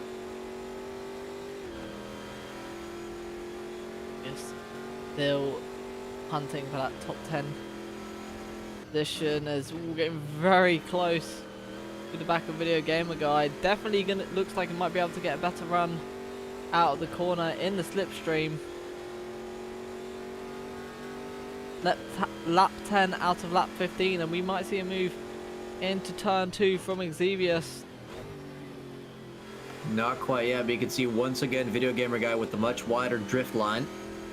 I do quickly want to take a look at what's going on in the top 5 though, because there's still a lot of pressure here being put on Trouble. Oh, hold on. There has been a... Oh, what in the world? Oh, Xevious has had a massive twitch and has sent himself into the wall. That could be a rear wing killer. I'm curious if he still has... He does still have his rear wing. That could have been even worse for his race. We almost missed that too, my goodness. Meanwhile, we've almost missed this as well. Trouble now being overtaken by 2 cars at the same time. But he's sending it around the outside. Can he hold P4? Yeah, defending from Ultimate Kaiser, the reigning world champion. I don't think he's just going to be able to hold it against Kaiser, but keeping it from Warlord at the least. Andrew and Fennec up ahead have really pulled away at this point. Andrew has done everything he needs to do so far, pulls out a 2-second lead to the nearest driver. Trouble also drifting quite wide. He's definitely not the only one.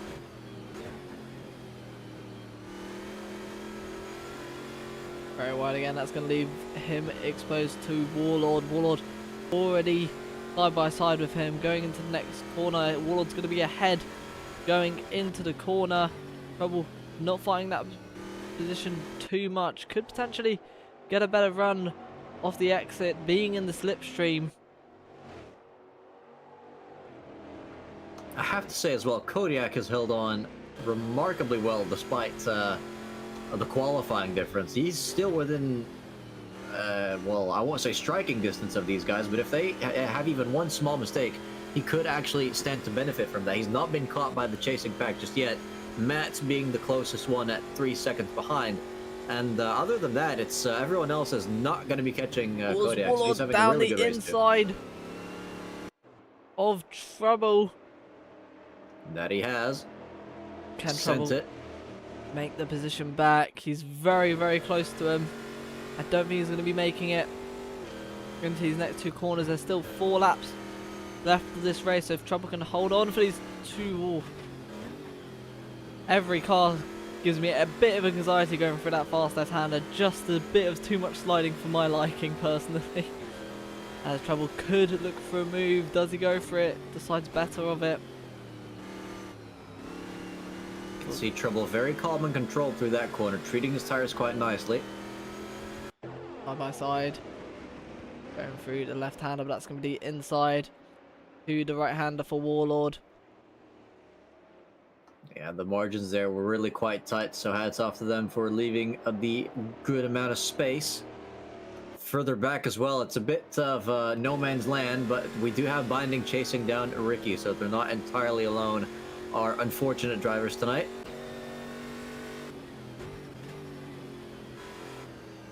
But it does look like Warlord might be putting more pressure on Keza than he's getting from Trouble at the moment.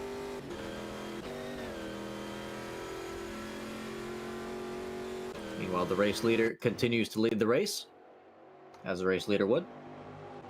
The gap, though, has gone down by 4/10. Just in a Netflix. The person who gets on pole starts in first place.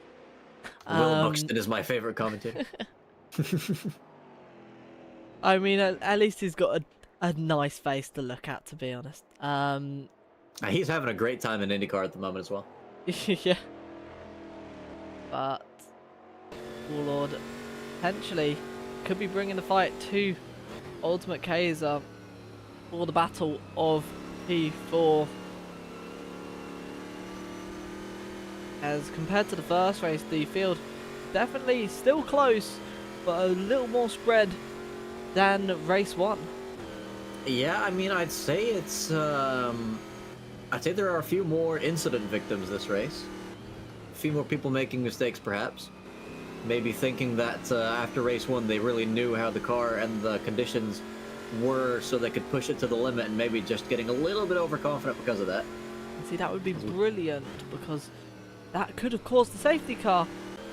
No bloody safety car. Yeah, I'll tell you who's happy about that. That is Andrew, who would not want to relinquish that 5-second gap to P3 at the moment, but he has relinquished the 2-second gap to Fennec, who's now within 7/10 of the race lead. 3 laps to go. Can he send it down the inside, round the outside, wherever he can of Andrew?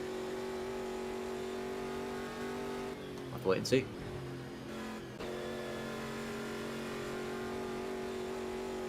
This is still the same view of Warlord putting pressure on Keza, who doesn't appear to be sweating too much.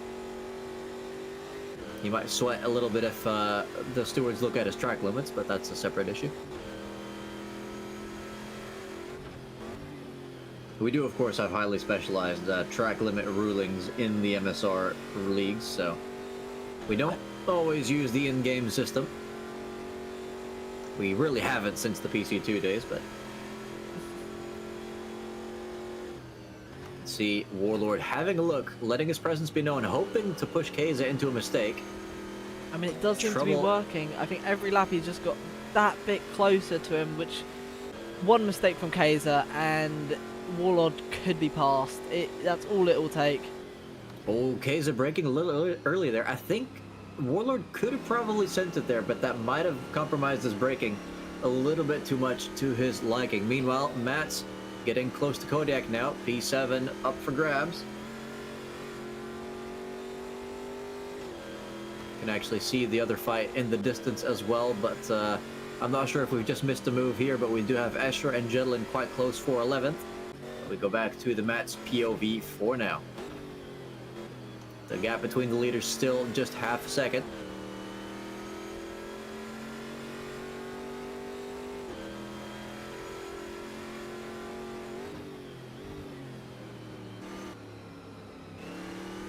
I think Trouble, yeah, he's kind of gotten a little bit closer again, but it's not enough for any moves. I think considering Matt's pace, we will be seeing a move here soon. Just quickly checking up on Xevious as well. He is now right behind Captain, who sends it a little bit too deep. Some moves going on up and down the field, it seems, as he's got the slipstream. Could well send it into the next corner. No, Captain goes defensive.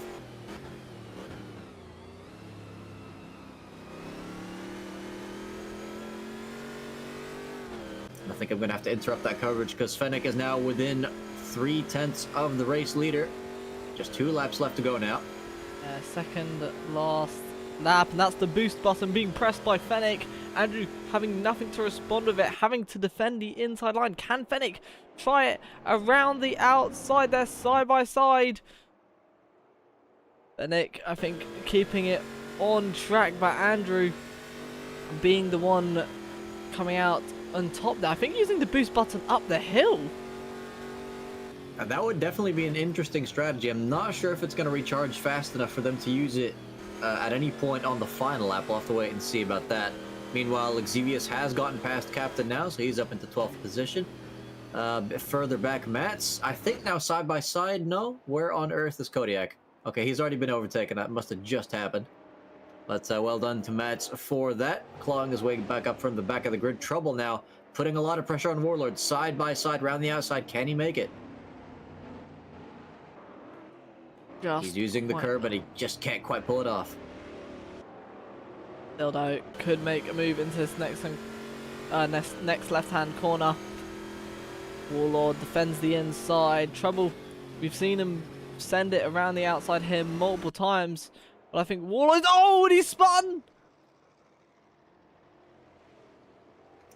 I would say it's a nice recovery, but that's an awkward place to get your car stuck, so... he's at least still in the top 10, top 8 in fact, but that has cost him some very precious points, and I think he was definitely hoping for better going into this penultimate lap. Now going back to the fight for the lead, Andrew's pressure from Fennec continues to mount as they enter the final lap of this race. Fennec very much locked into the back of that white painted livery, all a bit wide for both of them, I'd say a bit. Andrew getting ever so slightly a better exit though. And do any of them have a boost? It doesn't quite look like it.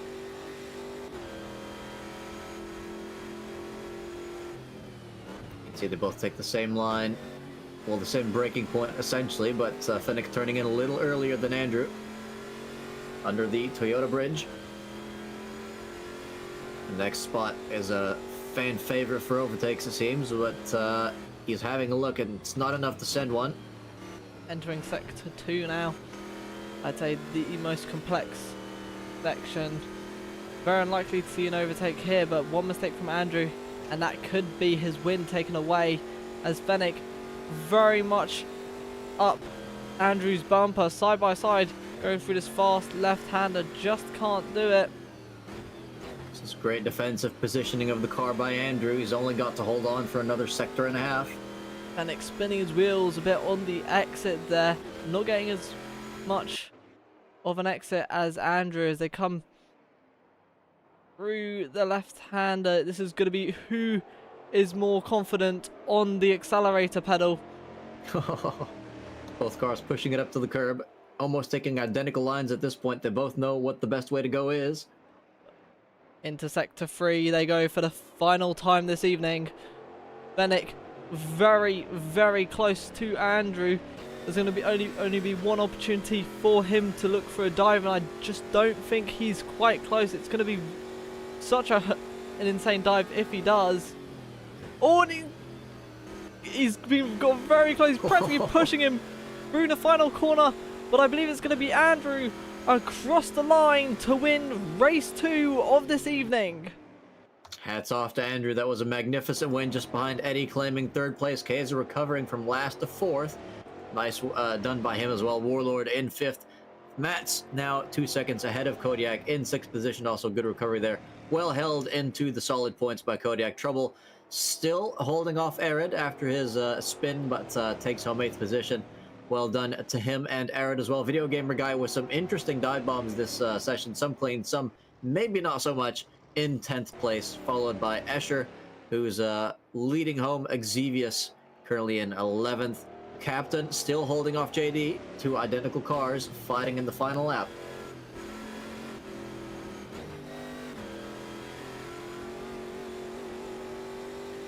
Just behind them as well, we have another identical looking car, this time belonging to Ricky, leading home Jedlin 12. But I don't think there's much of a challenge there from Jedlin. Is Binding still out on track on lap? I don't think he's been lapped. No, Baron's still out on track as well, so we do still have two more people yet to finish this race. Both involved in some incidents, and we can see Baron's having a tough time controlling the car and the brakes, I think, and that lack of a wing explains why. Yeah, I was gonna say maybe he's got some damage we don't know of, but that definitely, yeah, that does explain it. Well, we do know from a very wise man that aerodynamics are for people who can't design engines, so. Exactly. Whoever that man could be. As he's rounding the final corner, having a bit of well, I'm not gonna say a victory burnout, but definitely enjoying moving left and right a bit. So that summarizes the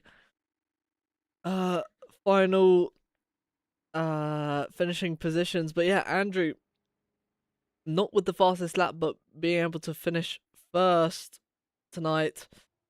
That sounds a bit weird out of context, but Fennec in P2, I believe, has the fastest lap. Yes, he does. Yes, Fennec in P2, just not quite able to take Andrew at the line. Definitely a good defense, especially in the final couple laps by Andrew.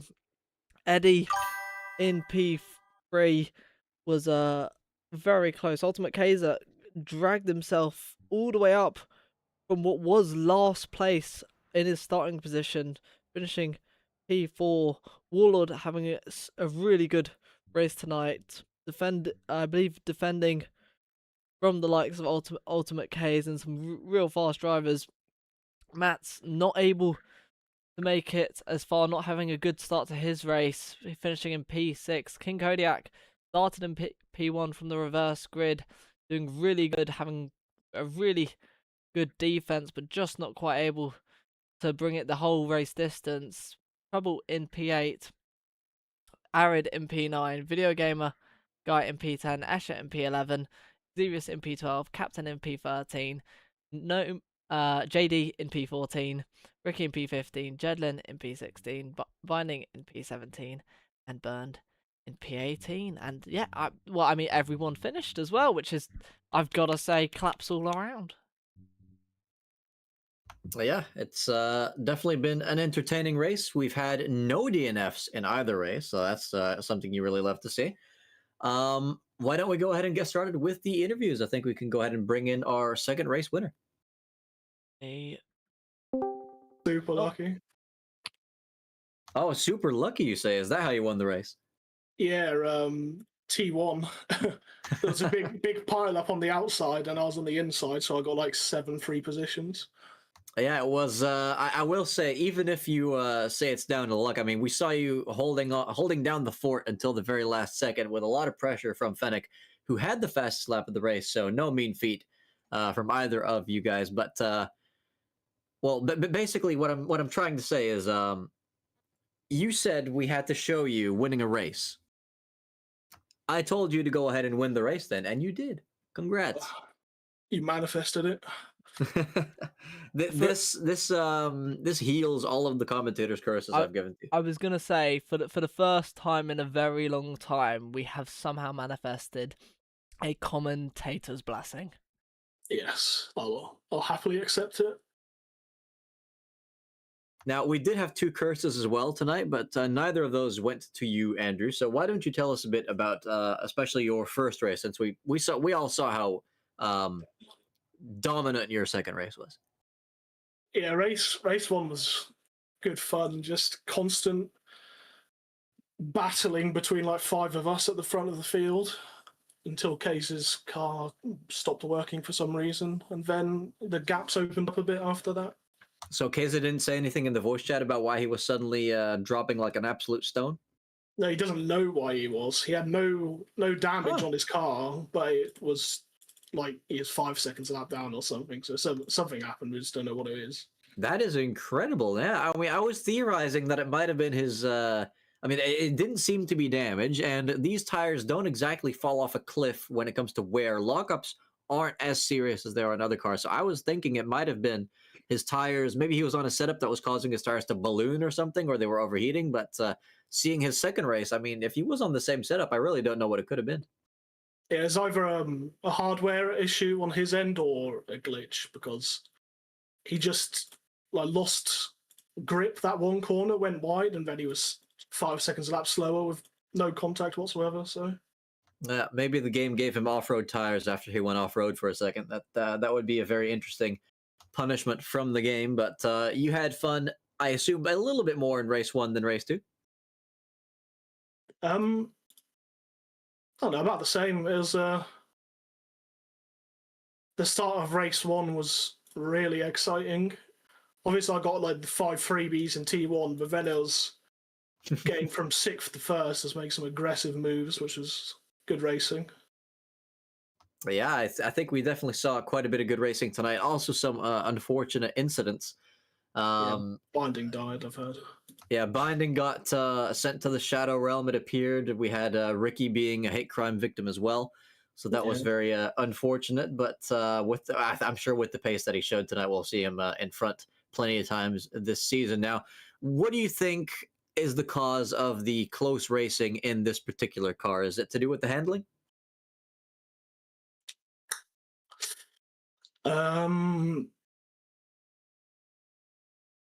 Handling, the boost button, the relative low speed, I guess.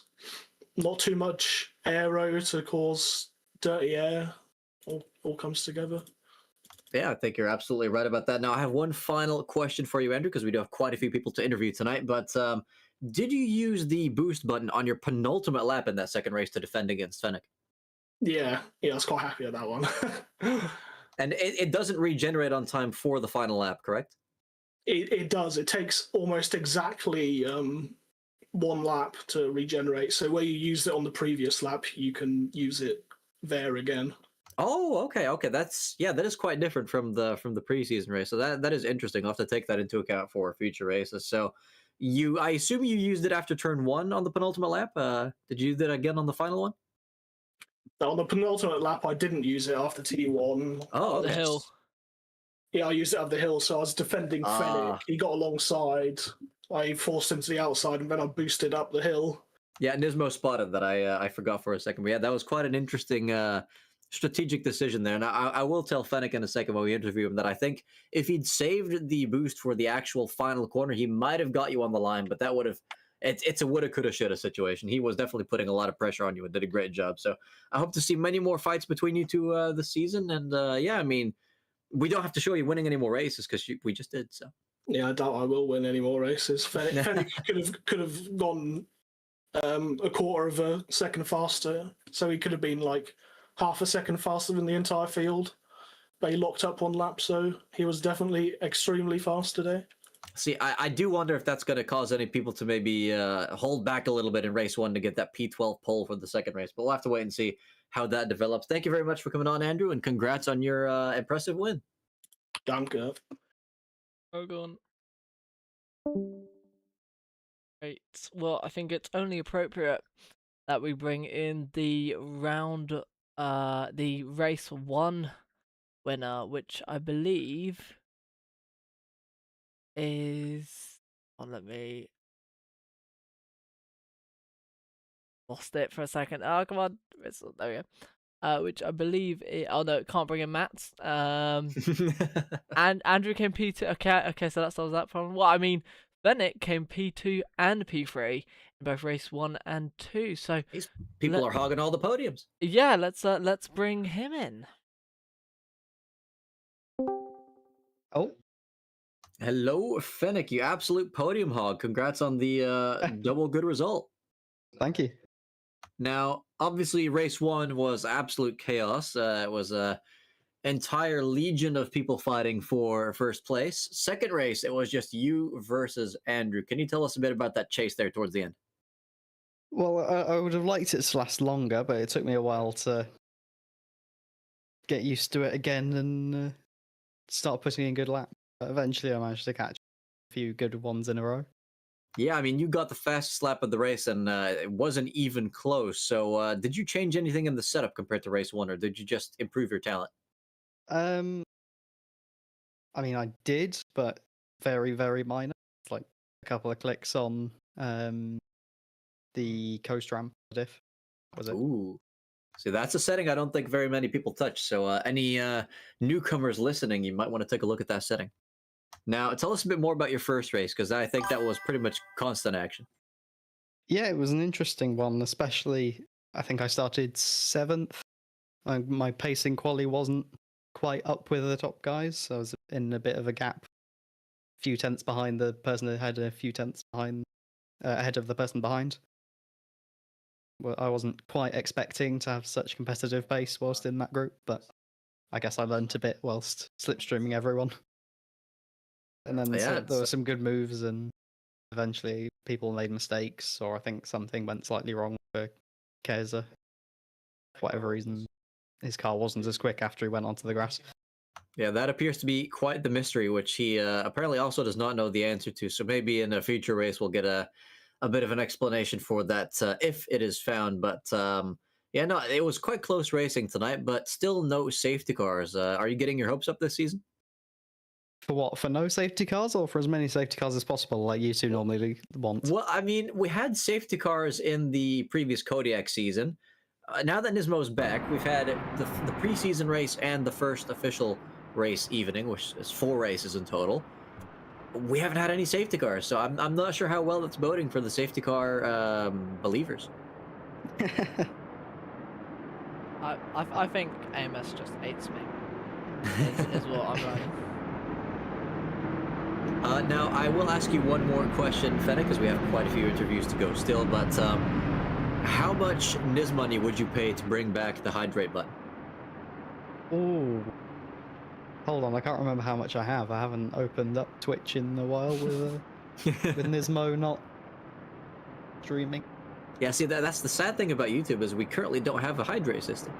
Wait, are you not streaming on Twitch as well? Or are you just on YouTube? I'm trying out YouTube to see if it's better or worse. So for those who have invested into the Niz money economy, you may become bankrupt in the overnight. Damn, I lost all of my Niz money. We'll see if it comes back. It's like Dogecoin. All of a sudden, I'm just gonna steal from all my investors. But I'm kidding. It's definitely not like that. Hopefully. Yeah. So to answer the question, yes, I'd pay all of my Twitch Niz money to get a hydrate button on YouTube. That is a valiant commitment, Fennec. I very much appreciate that, and I wish you the best of luck in the next races too. But please do spare a few podiums for the rest. We'll see. I hope not to get beaten by Andrew twice next time. We'll have to wait and see. Best of luck, Fennec. Thanks. See you next time. Have a good one. Let's see. We have a request to bring in some of the new people in, which we have 2 if you don't count the returning driver. Yeah. Is that who is that? Because I was not here last season. I'm gonna guess Video Gamer Guy. We have Kodiak and Video Gamer Guy. They are both teammates, but I'm not sure if you want to pull in one of them first or the other. Let's bring in Video Gamer Guy. Let's have a look at his race.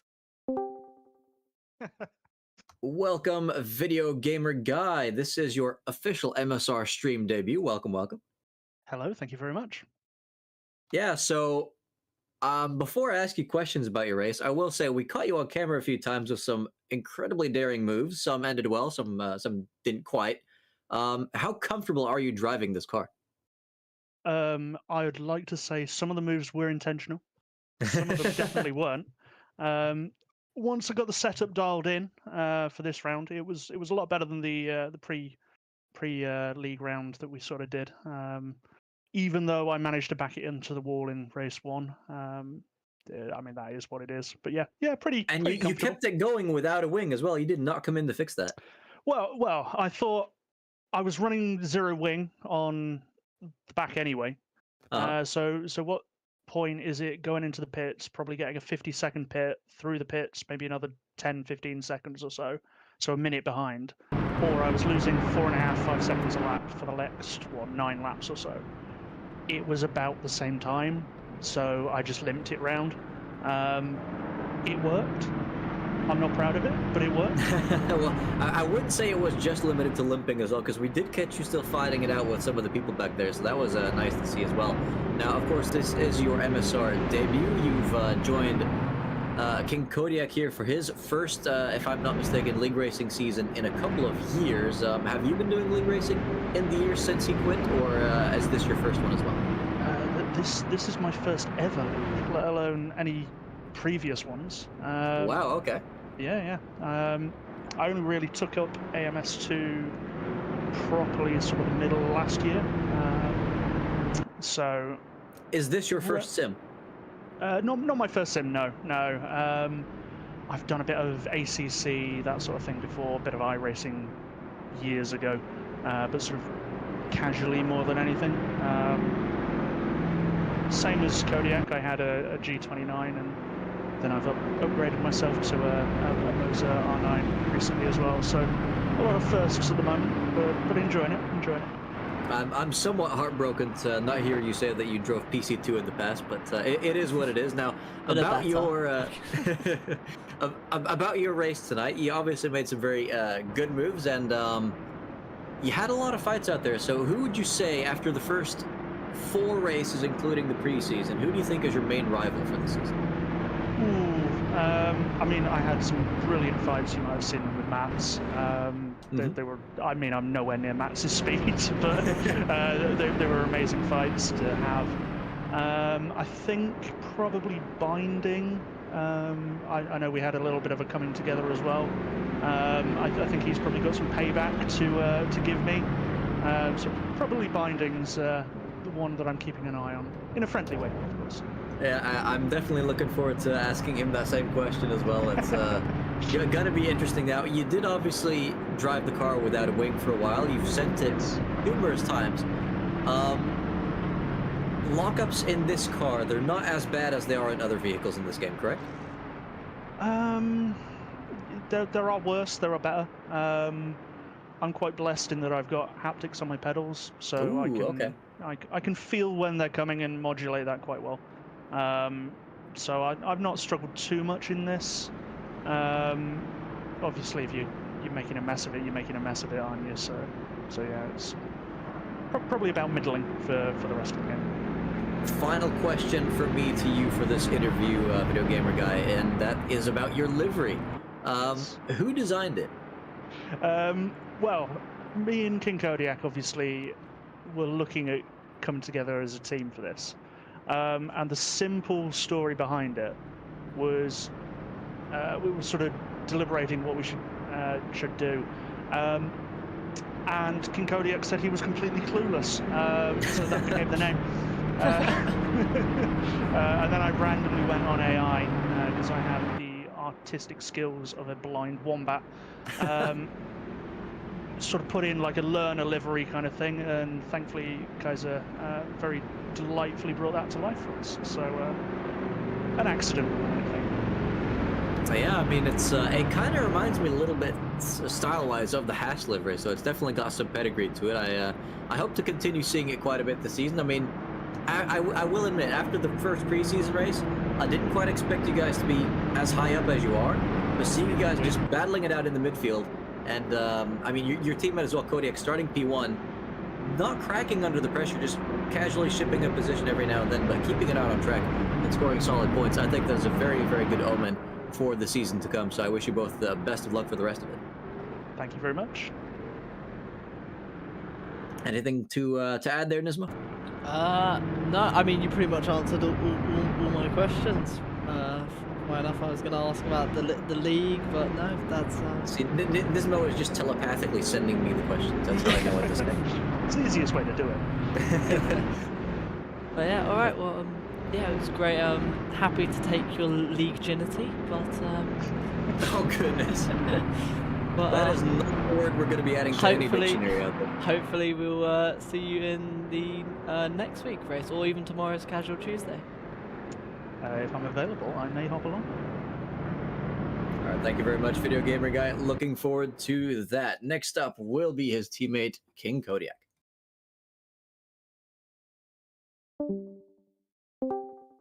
Welcome, welcome, welcome, or should I say greetings? Do it. I knew you were going to do that. Now, I'm quite impressed with your performance tonight, but I have to say, you must not have been thrilled to finish that first race in P12 because of the new reverse grid ruling. What's ironic is last week, obviously, I ended up with the reverse grid pole in the preseason race when we were doing the entire grid. And I was like, okay, I'm sitting 13th. This is quite safe. And then towards the end, I was like, oh dear. But no, I'm actually really, really, really chuffed. I just wanted to survive. I knew I was never going to be challenging the top half of the field. So to be, 12th in the field of 18, I was really quite pleased with. And again, I didn't bottle it like I did last week when I survived, I think, half a lap last week. You carried back. You got more than a lap in. I will give you that credit. You did die, but you got in at least one lap. Oh, okay. Well, you were there, so yeah, you watched. But this time I actually managed to lead, and I, for a brief moment, managed to actually overtake Xevious. It was very brief, but I did it, and I was quite. Yes, I'm quite pleased with it. Yeah, I mean that's just not even an indicator of pace, but that's going to show that there's good side-by-side skills as well. You didn't murder anyone, you didn't get murdered, and that's brought you home in P7. Now, of course, you did have Mats chasing you down towards the latter stages of this race. Was there any hope in your heart that you would be able to keep him behind for just maybe 1 or 2 laps at the end? Not a chance. Absolutely none. I was just thinking, I know he's there. And I was like, why haven't you caught me yet? I know I'm not that much faster than you. My teammate was fighting him for a while. Big shout out to Video Gamer Guy as well. It's his setup work that made the tame that car. It's horribly understeering otherwise. Oh, well, there goes my next question. Oh, I haven't a clue when it comes to setups. That's all Video Gamer Guy's work, and a huge shout out to my teammate for that.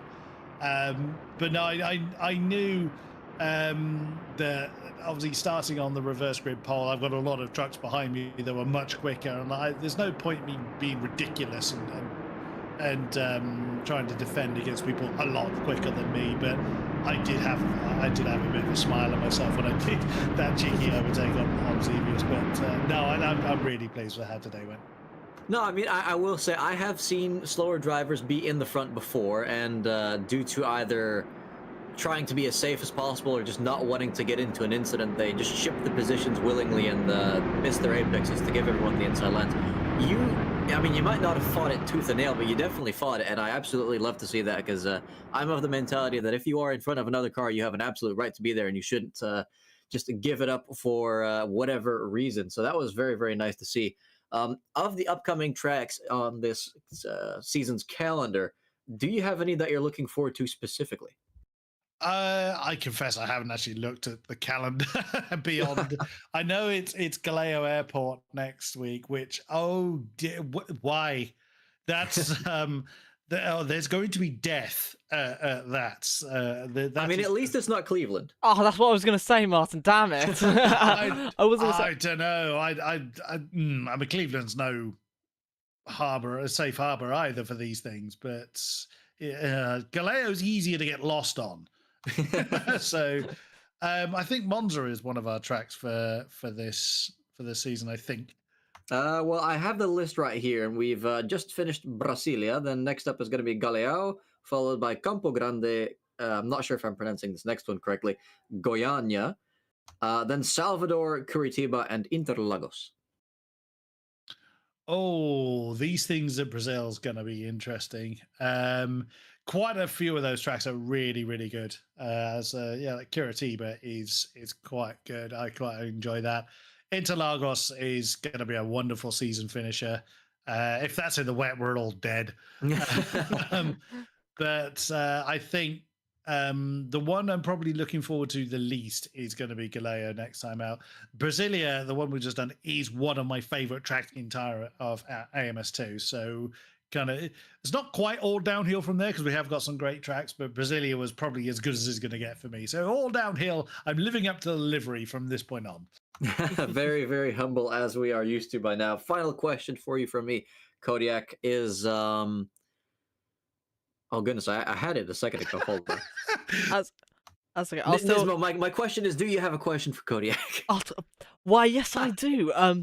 Yes. So stealing from a question you used earlier, and that's obviously we've seen you both move up and down the field this race. Who on pace wise do you think you are closest to, or who do you think you might have the best battles with this season? Oh, that's a great question. The trouble with that question is that it's very track dependent because there are some tracks that some people are going to do better at than others. I think I was kind of looking at Bern for a while. He really struggled in race 2. I noticed. But I don't know. Being that this is my kind of maiden voyage as a driver at MSR, I genuinely have no idea who realistically I'm going to be on pace with. So I'll reserve that one. But did you gentlemen like our livery? Yes, I absolutely did. We spoke about the livery in the interview with your teammate as well, so you can definitely see some more of our opinions on it there. But I'm gonna have to leave it there, Kodiak. Well, actually, no. I do have one final question for you, and that is when it comes to the driving. I mean, of course, when it comes to commentary, we know there's a lot of shouting going on, a lot of passionate commentary. When you're behind the wheel and something crazy happens, are you just as loud then or not? No. Oh. I am. Well, I actually recorded my footage, and I will probably cut it together and upload it. I am deathly quiet when I'm, unless it's me that's causing this. Like in race 1, I tripped over JD, which was 100% my fault. I turned in on him, and I knew he was there. I just brain faded at that moment, so that was my fault. That dropped me to 16th, but I tend not to be when I'm driving. It depends how frustrated I am. Yeah. And then it becomes very much less stream friendly after then. Well, good to know that you're very much locked in when behind the wheel, and I look forward to seeing your next locked in performance. Have a good one. I thank you kindly, gentlemen. Oh, yeah. All right, next Ta-ta. driver we'll be bringing in will be the long lost son of MSR, Binding. Right. Oh God! Oh shit! Hello, we've missed you. Was it that much of a surprise? Yes. Wait, are you currently doing something in person that would make it awkward to be in this voice chat? No, probably not. Probably not. Okay. So Back it's in the not basement. Put the children Back in 100%. the basement. Back in the fucking basement. We are not liable for any off-stream injuries suffered by any potential individuals. Thank you very much for coming on, Binding. Where have you been all these years? Dead. They recently resurrected me. It was kind of awkward. I mean, they didn't even. It's like, why me specifically? What have I done to deserve this? But you know, it is what it is. You are Beezus. Now you had a God. pretty strong first race. A slightly less fortunate second race. Tell us a bit more about your grand return in race 1. I have no idea. I just drove and I ended up in 7th. It just occurred. It just happened. I do not have any. I don't know. Now, we did hear from Video Gamer Guy that he thinks you may well be his rival for this season. Do you share that sentiment? Considering he assassinated me in race 2, that bastard. No, I mean, I wouldn't necessarily mind that, but I don't like having rivals. I'm just here to enjoy myself.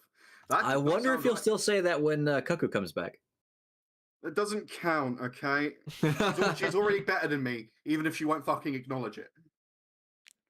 Well, you do have an extra 2 races compared to Cuckoo for this season, so who knows what Realistically, an extra 1 race after race 2. Fair enough. I'm not. Yeah, actually, are we doing a drop round this season, Nismo? Do you know that? I think so. Yeah, I think Yeah, that is. I think Does it apply to one of the 2 or just both races of the evening? That is a good question. that is that is. I will get back to you on that. You keep on interviewing. I will look at the Okay, rules. so Binding. Now, obviously, for the pre-season race, I was gobsmacked when I saw you beat Matt's time trial time. Until then, I stole the world record myself and proceeded to be a second off the pace. Now, you were quite fast in practice for this one as well. How much practice do you put into these cars? More than I did before I returned, but probably less than I should. And is that half an hour? Is that an hour? I put in like an hour-ish practice like yesterday, and then a couple hours today. Oh, okay. That is quite a bit of prep time. I'd say you're probably in the upper quarter of our drivers here with that amount of time.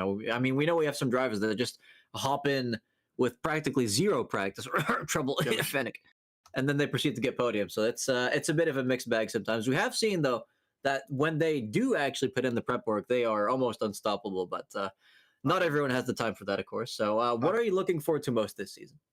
I just want to race. I just want to race again. I'm just bored. I want to drive the car fast in circles. That is my objective. During your time away, did you do any racing in other leagues or just like casual stuff like Mario Kart? Just I was still in Syndicate and I still raced there. Okay. I don't recall if I had anything particularly noteworthy happen while in between my absence from here, but it was all a blur. It was all a blur. A drug-fueled state. All of the cocaine in the world. Am I allowed to say that on stream? I mean, we don't have advertisers yeah, anymore. we're okay. I think we're okay. We're okay. Brilliant. The benefits of YouTube. Video Gamer Guy is emphasizing that he did in fact apologize. Oh no, he did apologize. I'm not upset for the record. No, I don't think he thinks you are. Anyway, since he's added 2 emojis to that. Yeah, no. It was a fairly silly incident, but at the end of the day, it is what it is. It's like I'm not expecting everyone to be perfect all the time. It happens. It's fine. If it keeps happening, then sure, maybe there'll be a slight problem. But I doubt that because he's a good driver. So it is what it is. If you were a prominent political figure, the news media would absolutely say right now that you are on drugs and you called your opponent silly. Yeah, honestly, if I was a political figure right now, they probably would have shot me. But that's besides the point. Well, thank you very, very much for coming on, Binding. It's great to see you back again. I think It's you're nice to probably be one of the only drivers that's returned after being blacklisted. So that's an achievement in and of I got itself. fucking blacklisted. God damn, they really didn't like. I left with all of the ops, and I came back with all of the friends. What can I say? I'm just like that. It's been an absolute journey, and I look forward to seeing the next chapter, Binding. Thank you very much. Indeed. It's nice to be back. No, genuinely, I know I'm a very jokey person, but it is really nice to be back. It's nice to hear from you guys again. Yeah, you too. Yeah, likewise. Oh yeah. All right. I'll see you guys next week then. See you That next we will, week. and maybe tomorrow for the casual race. Who knows? Well, I have college tomorrow, so Casual college race. Yes. I'm not. Bring your sim to the college. I'm just saying excuses. I mean, that's what I did. I understand. brought my gaming laptop with the controller, and it was just fine. Right. I'll see you guys later then. Have a good one. Have a good one. All right, now we have 2 people left to be interviewed, and Just since before- Kay's asked for the new people to come first, let's bring Just in before Warlord. we bring Oh, them yeah? in, I will say, I believe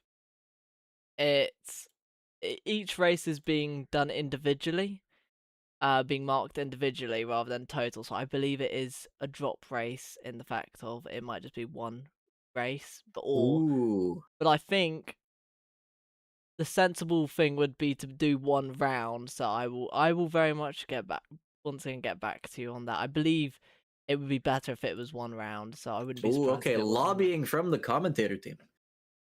But yeah. Anyways, let's bring in Warlord. Welcome, Warlord. Once again, some very strong performances out there. Hello, hello.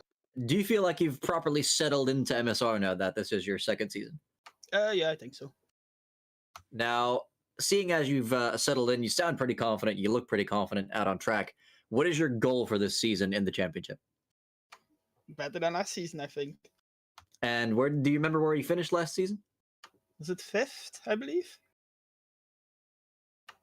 I mean, it could well be. It's on Discord somewhere, but Check. maybe. Nismo, could you fact check that for a second? I am fact checking right. Wait, hang on. I don't have access to that last season because I wasn't there.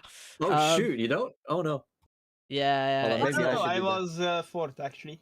Oh, no, it's going to be hard. So yeah, so you are looking for a podium position in the championship this season. That's Gonna require quite a few podiums tonight. This race you finished. That was Sixth and fifth. P5. Yeah, fifth. So yeah, you're definitely involved in these battles. What do you think it was tonight that just kept you off that podium? The first race I got unlucky. Xevious tapped me a little bit, and I got spun out by that. Ooh, so Xevious definitely getting involved in multiple skirmishes tonight. That's pretty unfortunate. Now, for the actual racing this season with these cars, what would you say? I mean, I think they're fairly good to drive, but what would you say is the hardest thing about driving these specific cars? What's the limiting factor? The biggest, the hardest thing to do, I think, at the moment is when to boost. This track, since it was so long, you could boost every lap, but you had to decide where. Like in race 2, I had slower cars in front of me, but faster cars behind me. Do I use the boost to defend, or do I use the boost at a different point to attack? And I think that's the hardest part, I think, for the series at the moment. And did you generally use it to attack more or to defend more? Race 1, since I had to regain a lot of positions, I was able to attack all the time. But then the race 2, it was mostly defend. But yeah, I still got overtaken by the faster cars behind me. Now, I am seeing some questions here from drivers, not in the YouTube, but in the Discord, asking if any other drivers couldn't see the brake lights on the white liveried cars in race 1. Now, that does seem quite dangerous. Do you think that the drivers who submitted their livery too late should be penalized this season? Yep. That was a no doubt whatsoever. They're a complete conviction. Now, your livery for this season, how much input did you have into it? None. Oh, okay. I think Bernd sent the idea to Keiza, and Keiza made it. So, hold on. We are looking at the correct car right now, right, Nisma? Yes. Yeah, that's correct. So, how proud are you to be representing the red, white, and blue on your car at the moment? That's a cool livery. I like it. Yeah. I'd have to agree with you there. Now, final question for this interview before we move on to the final interviewee of the night, and that is, if you could change the tires of the, like, if you could force everyone, wait, no. This question is going to be like a bean tier level question. It's not going to be very good. If you could force everyone to run wet tires in the dry on one of the tracks this season, which track would you pick? The airport. Ooh, that is an interesting choice. Yeah, because they would struggle to see the apexes, and the reaction time with those tires would actually be quite bad. So yeah, it's almost like you've already thought about that before I even asked the question. Yeah. That's something I had thought out before. Yep. Well, thank you very much, Morlund, for coming on. It's been a pleasure, and I look forward to seeing you for the next one. Yep. Thank you. Have a good night. Very good. Have a good one. All right, time for the final interview of the night. It's very late. I'm sure Kaze wants to get this done as well. Let's go ahead and drag him in. Kaze, welcome, and thank you for your patience. I hope you've enjoyed the interview so far. I mean, I haven't listened to all of them because I'm still did the points and also talked to the other guys. But I will definitely watch them back. So no worries. Was busy doing stuff. No worries. You had a pretty disastrous first race, and it seems like there's still not quite an explanation for that. Do you have any theories as to what happened? I mean, it must have been a glitch or something. I have no idea why, because I didn't change anything on the hardware. The first half of the race, my car was completely fine. The tires were fine. Pressures were fine.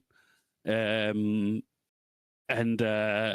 I don't know, all of a sudden, out of the, I believe, second to last corner, I had no grip anymore. And after that, it felt like I had absolutely no grip and no power. I assumed that something on the suspension or something glitched, because I even went in for new tires and a full repair. And even after that, the car was still the same. So I couldn't, I cannot say what it was, to be honest. Now, this might be a bit of a tinfoil hat moment, but I'm directing this one to Nisma. Nisma, what do you think the chances are that Keza's wheel just stopped working mid-race. He quickly switched to controller without anyone noticing, and then just dropped off the pace as his tires proceeded to overheat due to the controller inputs. Well, I mean, it would just prove the fact that wheel is just so much more superior than controller, and you know, if you want to be quick, get a wheel rather than buying a wheel and keeping it in the corner of your room. Exactly. Exactly. I shouldn't have asked you any questions. I'll stay silent. Your second race went quite a bit better, Keza. Tell us about that one. I mean, that was really enjoyable, to be honest. Obviously, I still had in the back of mind that I need to do good to stay somewhere in the points. But really, really nice. Almost last to podium. If that pesky Eddie didn't hold on to his P3. Yeah, it was really enjoyable. Nice battles. Also, some of the fast guys had disastrous lap 1s and 2s, so that helped definitely. But yeah, these cars are so nice to drive and especially fight with. You know, you can go 3 wide without having to worry because so many lines can work. You can catch them fairly easily. Yeah, it's just a blast to drive, to be honest. I think this is going to be a very exciting season. Yeah, I mean, it's definitely been quite an interesting one, and the races, of course, they are a bit shorter. We have 2 of them now. We've had a bit of a discussion going on about whether the drop round will apply to one whole evening or if that's just to one of the 2 races in an evening. Do you have any input on that? Yeah, I actually also thought about that, that I should probably clarify it. So it's going to be based on rounds. So okay, let's say if you have a disastrous race 1, but a very good race 2, or basically like mine, or the other way around, but that is not your worst overall score of a round. That's not going to be your drop result. So if you have 6, like I don't know, you do 10 points in race 1 and 6 in the second, and you have 16 points in another race. You have you score 15 overall on both races. That is going to be your drop round. So basically, the sum of race 1 and 2, the lowest one of all the rounds, is going to be dropped. Yeah, I think that's definitely big news for the people who might be missing a singular round. I think if you only miss one of the 2 races, it's just because you got here too late, which does not happen very often at all. Now, we do have essentially, I think, a full grid signed up. Do you expect them all to be here next week, or? I mean, I really hope so. I think like Access got stuck at work, and Mia just barely made it home to the race, and she said she was on 2 hours of sleep traveling from Canada. So I think those are very decent excuses to miss a league race, if there are any. Yeah, I really hope to see 20 people on a grid for next race. It's going to be exciting. 18 was decent. 20 is going to be better. Top 12 reverse grid looks good to me. I think it's a good middle ground. Because I voiced some concerns that, you know, for example, like for me, let's say you have an incident in race 1, and there is some sort of an incentive for a faster driver to basically give up and finish last, because the gaps between the points on the lower positions is much smaller. So basically, let's say you're gonna lose a few positions in race 1 from like P14 to P18 or whatever. You're only gonna lose like another 4 points. But being with a faster driver, him starting in P2 or 3 versus all his real competitors starting at P18, that could be an incentive to do that in race 1. Just to get better points in race 2, but still, we wanted to have the additional action of people fighting for those midfield positions to get a good starting position for round 2, and also making it a bit more difficult for the top drivers to overtake the field, which clearly helped. I mean, you saw Mats Ricky having tough race 2s. So I think it's gonna a good middle ground. Yeah, I mean, it's definitely, you've explained the rationale behind it quite well, though. I do still think that people who maybe get taken out in race 1, they'll definitely struggle to get all the way up to P12, considering how close the field has been so far. Not too many people getting taken out. No safety cars at all this season. So Nismo's back. He said he might not stay for another season after this if we don't get any safety cars. So you guys have to really get to work and cause some interesting scenes. No, I'm just kidding. I mean, we're gonna have the Salvador Street Circuit at some point this season. I think safety car chance is high there.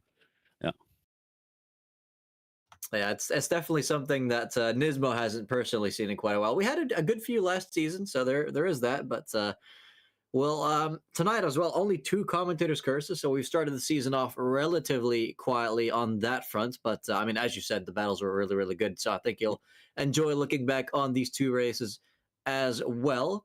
For the new people in the league, do you maybe want to repeat how they can report incidents as well? Because we did see a couple of those, and I think some people might want to get some justice for that. Yeah, absolutely. You basically just scroll down on the Discord to the stewards section of the Discord, and then there's a channel called Open a Ticket, and then there's literally just one button inside there, and you press it, and then a new channel opens called Ticket and a number. And basically, they just write about the incident and post a video about it, and then stewards are gonna add the opposing driver, so to say. So he has a chance to say something or provide additional evidence. You got to do that by Wednesday night. So stewards have a chance to look at it, and especially the reported driver. And then on Thursday, we're going to give out some penalties or not, depending on if that was justified or not. And 0 legal fees in the whole process. Isn't that beautiful? Now, Kaz, I have one final question for you. We saw some drivers lose their wings tonight. Some decided to pit, some did not. If you were to lose your wing on the first lap, would you still try and stay out on track if you're somewhat on the pace? I mean, probably. The thing is, so far both races have... I didn't make a secret about this, but I'm running 0 downforce. I don't think it does much on this car. That doesn't necessarily mean that it is modeled that way, that if you lose your rear wing, it's going to have a big influence or not. It's mainly going to cost you straight line speed, right? I mean, in theory, it should make a car more oversteery as well, because 0 downforce doesn't mean 0 downforce. The wing is still there, you know. So I mean, I gotta wing it, you know. But if you lose in a pun not intended. But you know, if you lose a second a lap, that's already gonna hurt you a lot, because the pace of the field is really, really close. On the other hand, pitting will also cost you a lot. It's a tough decision. I mean, one thing that plays into it. Yeah. One thing that plays into it is do you still get a 0.4 fastest lap in this? Because that might play a factor as well. Okay, so yeah, that is a reason less to go pit then. Yeah, I mean, probably, you know, your race is somewhat fucked in both ways anyway, because you're gonna lose out every lap, and if you're like, chances are if you lost your rear wing lap 1, you're gonna be last already anyway. So you're not going to be able to catch anybody except for people that fuck up more than you. And so then you might as well pit and fix your car and hope for a safety car, because then you are caught up and you have a car you can fight with. So probably I would pit. All right, well, you've heard it here from our multiple MSR champions. So thank you very much, Kaiser, for coming on. And who knows, maybe you'll see some people taking your advice to heart for the upcoming races. Yeah, nice. All right, let me just say something real quick. So, welcome back, Nismo. You have been missed. Really nice to see you back in the commentary booth. Not so nice to see you on track last season, because the only times you joined were mass murder events. No, I'm kidding. I've learned my lesson now. No, it's nice to have you back. I'm really looking forward to watching the stream, and I also obviously thank you for you, Martin, for once again taking us on. So I hope you guys had a great race, and thank you, and see you next week. Yeah, I'm very glad to be in the safety of the commentary box because last time I raced, I got put in the wall. That was not a pleasant experience. Yeah, yeah. For my own safety. Thank you very much, kids. Yeah, all right. Yeah. Thank you. See ya. Have a good one. All right. Well, Whew. I guess that sums up the evening. We've seen some crashes here and there, but no safety cars this season. None yet at all. It is only round 1, even though there's been 2 races. Absolutely amazing side-by-side action, as always. And I think Brasilia, one of the more simple of the tracks. We've got... Wait, what? What are the more simple tracks? Yeah, I mean, we've got, other than Interlagos, and I say Interlagos is quite simple, well, basic. I think it's a better word for it. It's got quite a few corners, though. It can have corners and be simple. I mean, I wouldn't really, as much as the next track at the airport, I forgot what the name of it was now, but that's more 90-degree corners, isn't it? Yeah, as much as that doesn't have as many corners, I wouldn't say that's more simple. I'd say that's more unique. Fair enough. It maybe not in the best way. It's no Cleveland. Thank goodness. No. But I think we're gonna have some amazing races, especially next week. And for those who do want to join us racing, we have Casual Tuesday races, which are open lobby. Obviously on Tuesday. And for those who want to join, you're free to join the Discord if you need the Discord link. I'm always happy to post it in the chat for you. But until next time, guys, it's been great commentating, great being back in the booth, and we'll see you next week. Good night, everyone.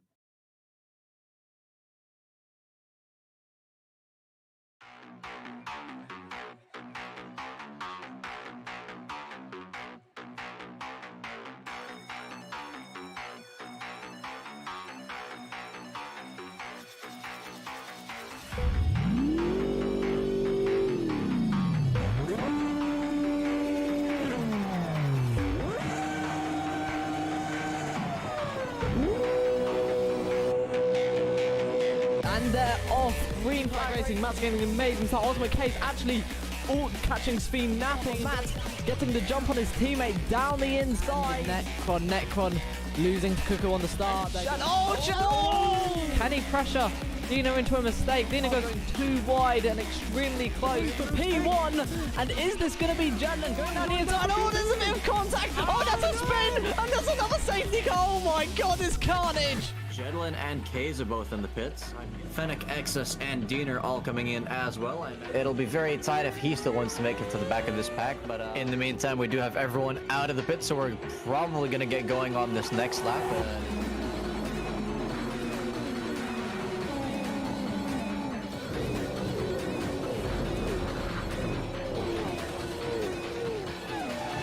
We are, in fact, restarting now, regardless of that incident. Okay, he's looking for that undercut. Does he get it? It looks like he might do that side by side and very close together. Cuckoo looking for that inside line on Jedlin ahead. Going into 130R, but they're going to be wanting to go fully defensive into the chicane of Casio Triangle. He's going to end up finishing in P1, crossing the line. Greenlink's going to cross the line. It's going to be Ultimate K's across the line. Gillish comes across the line to win his second MSR title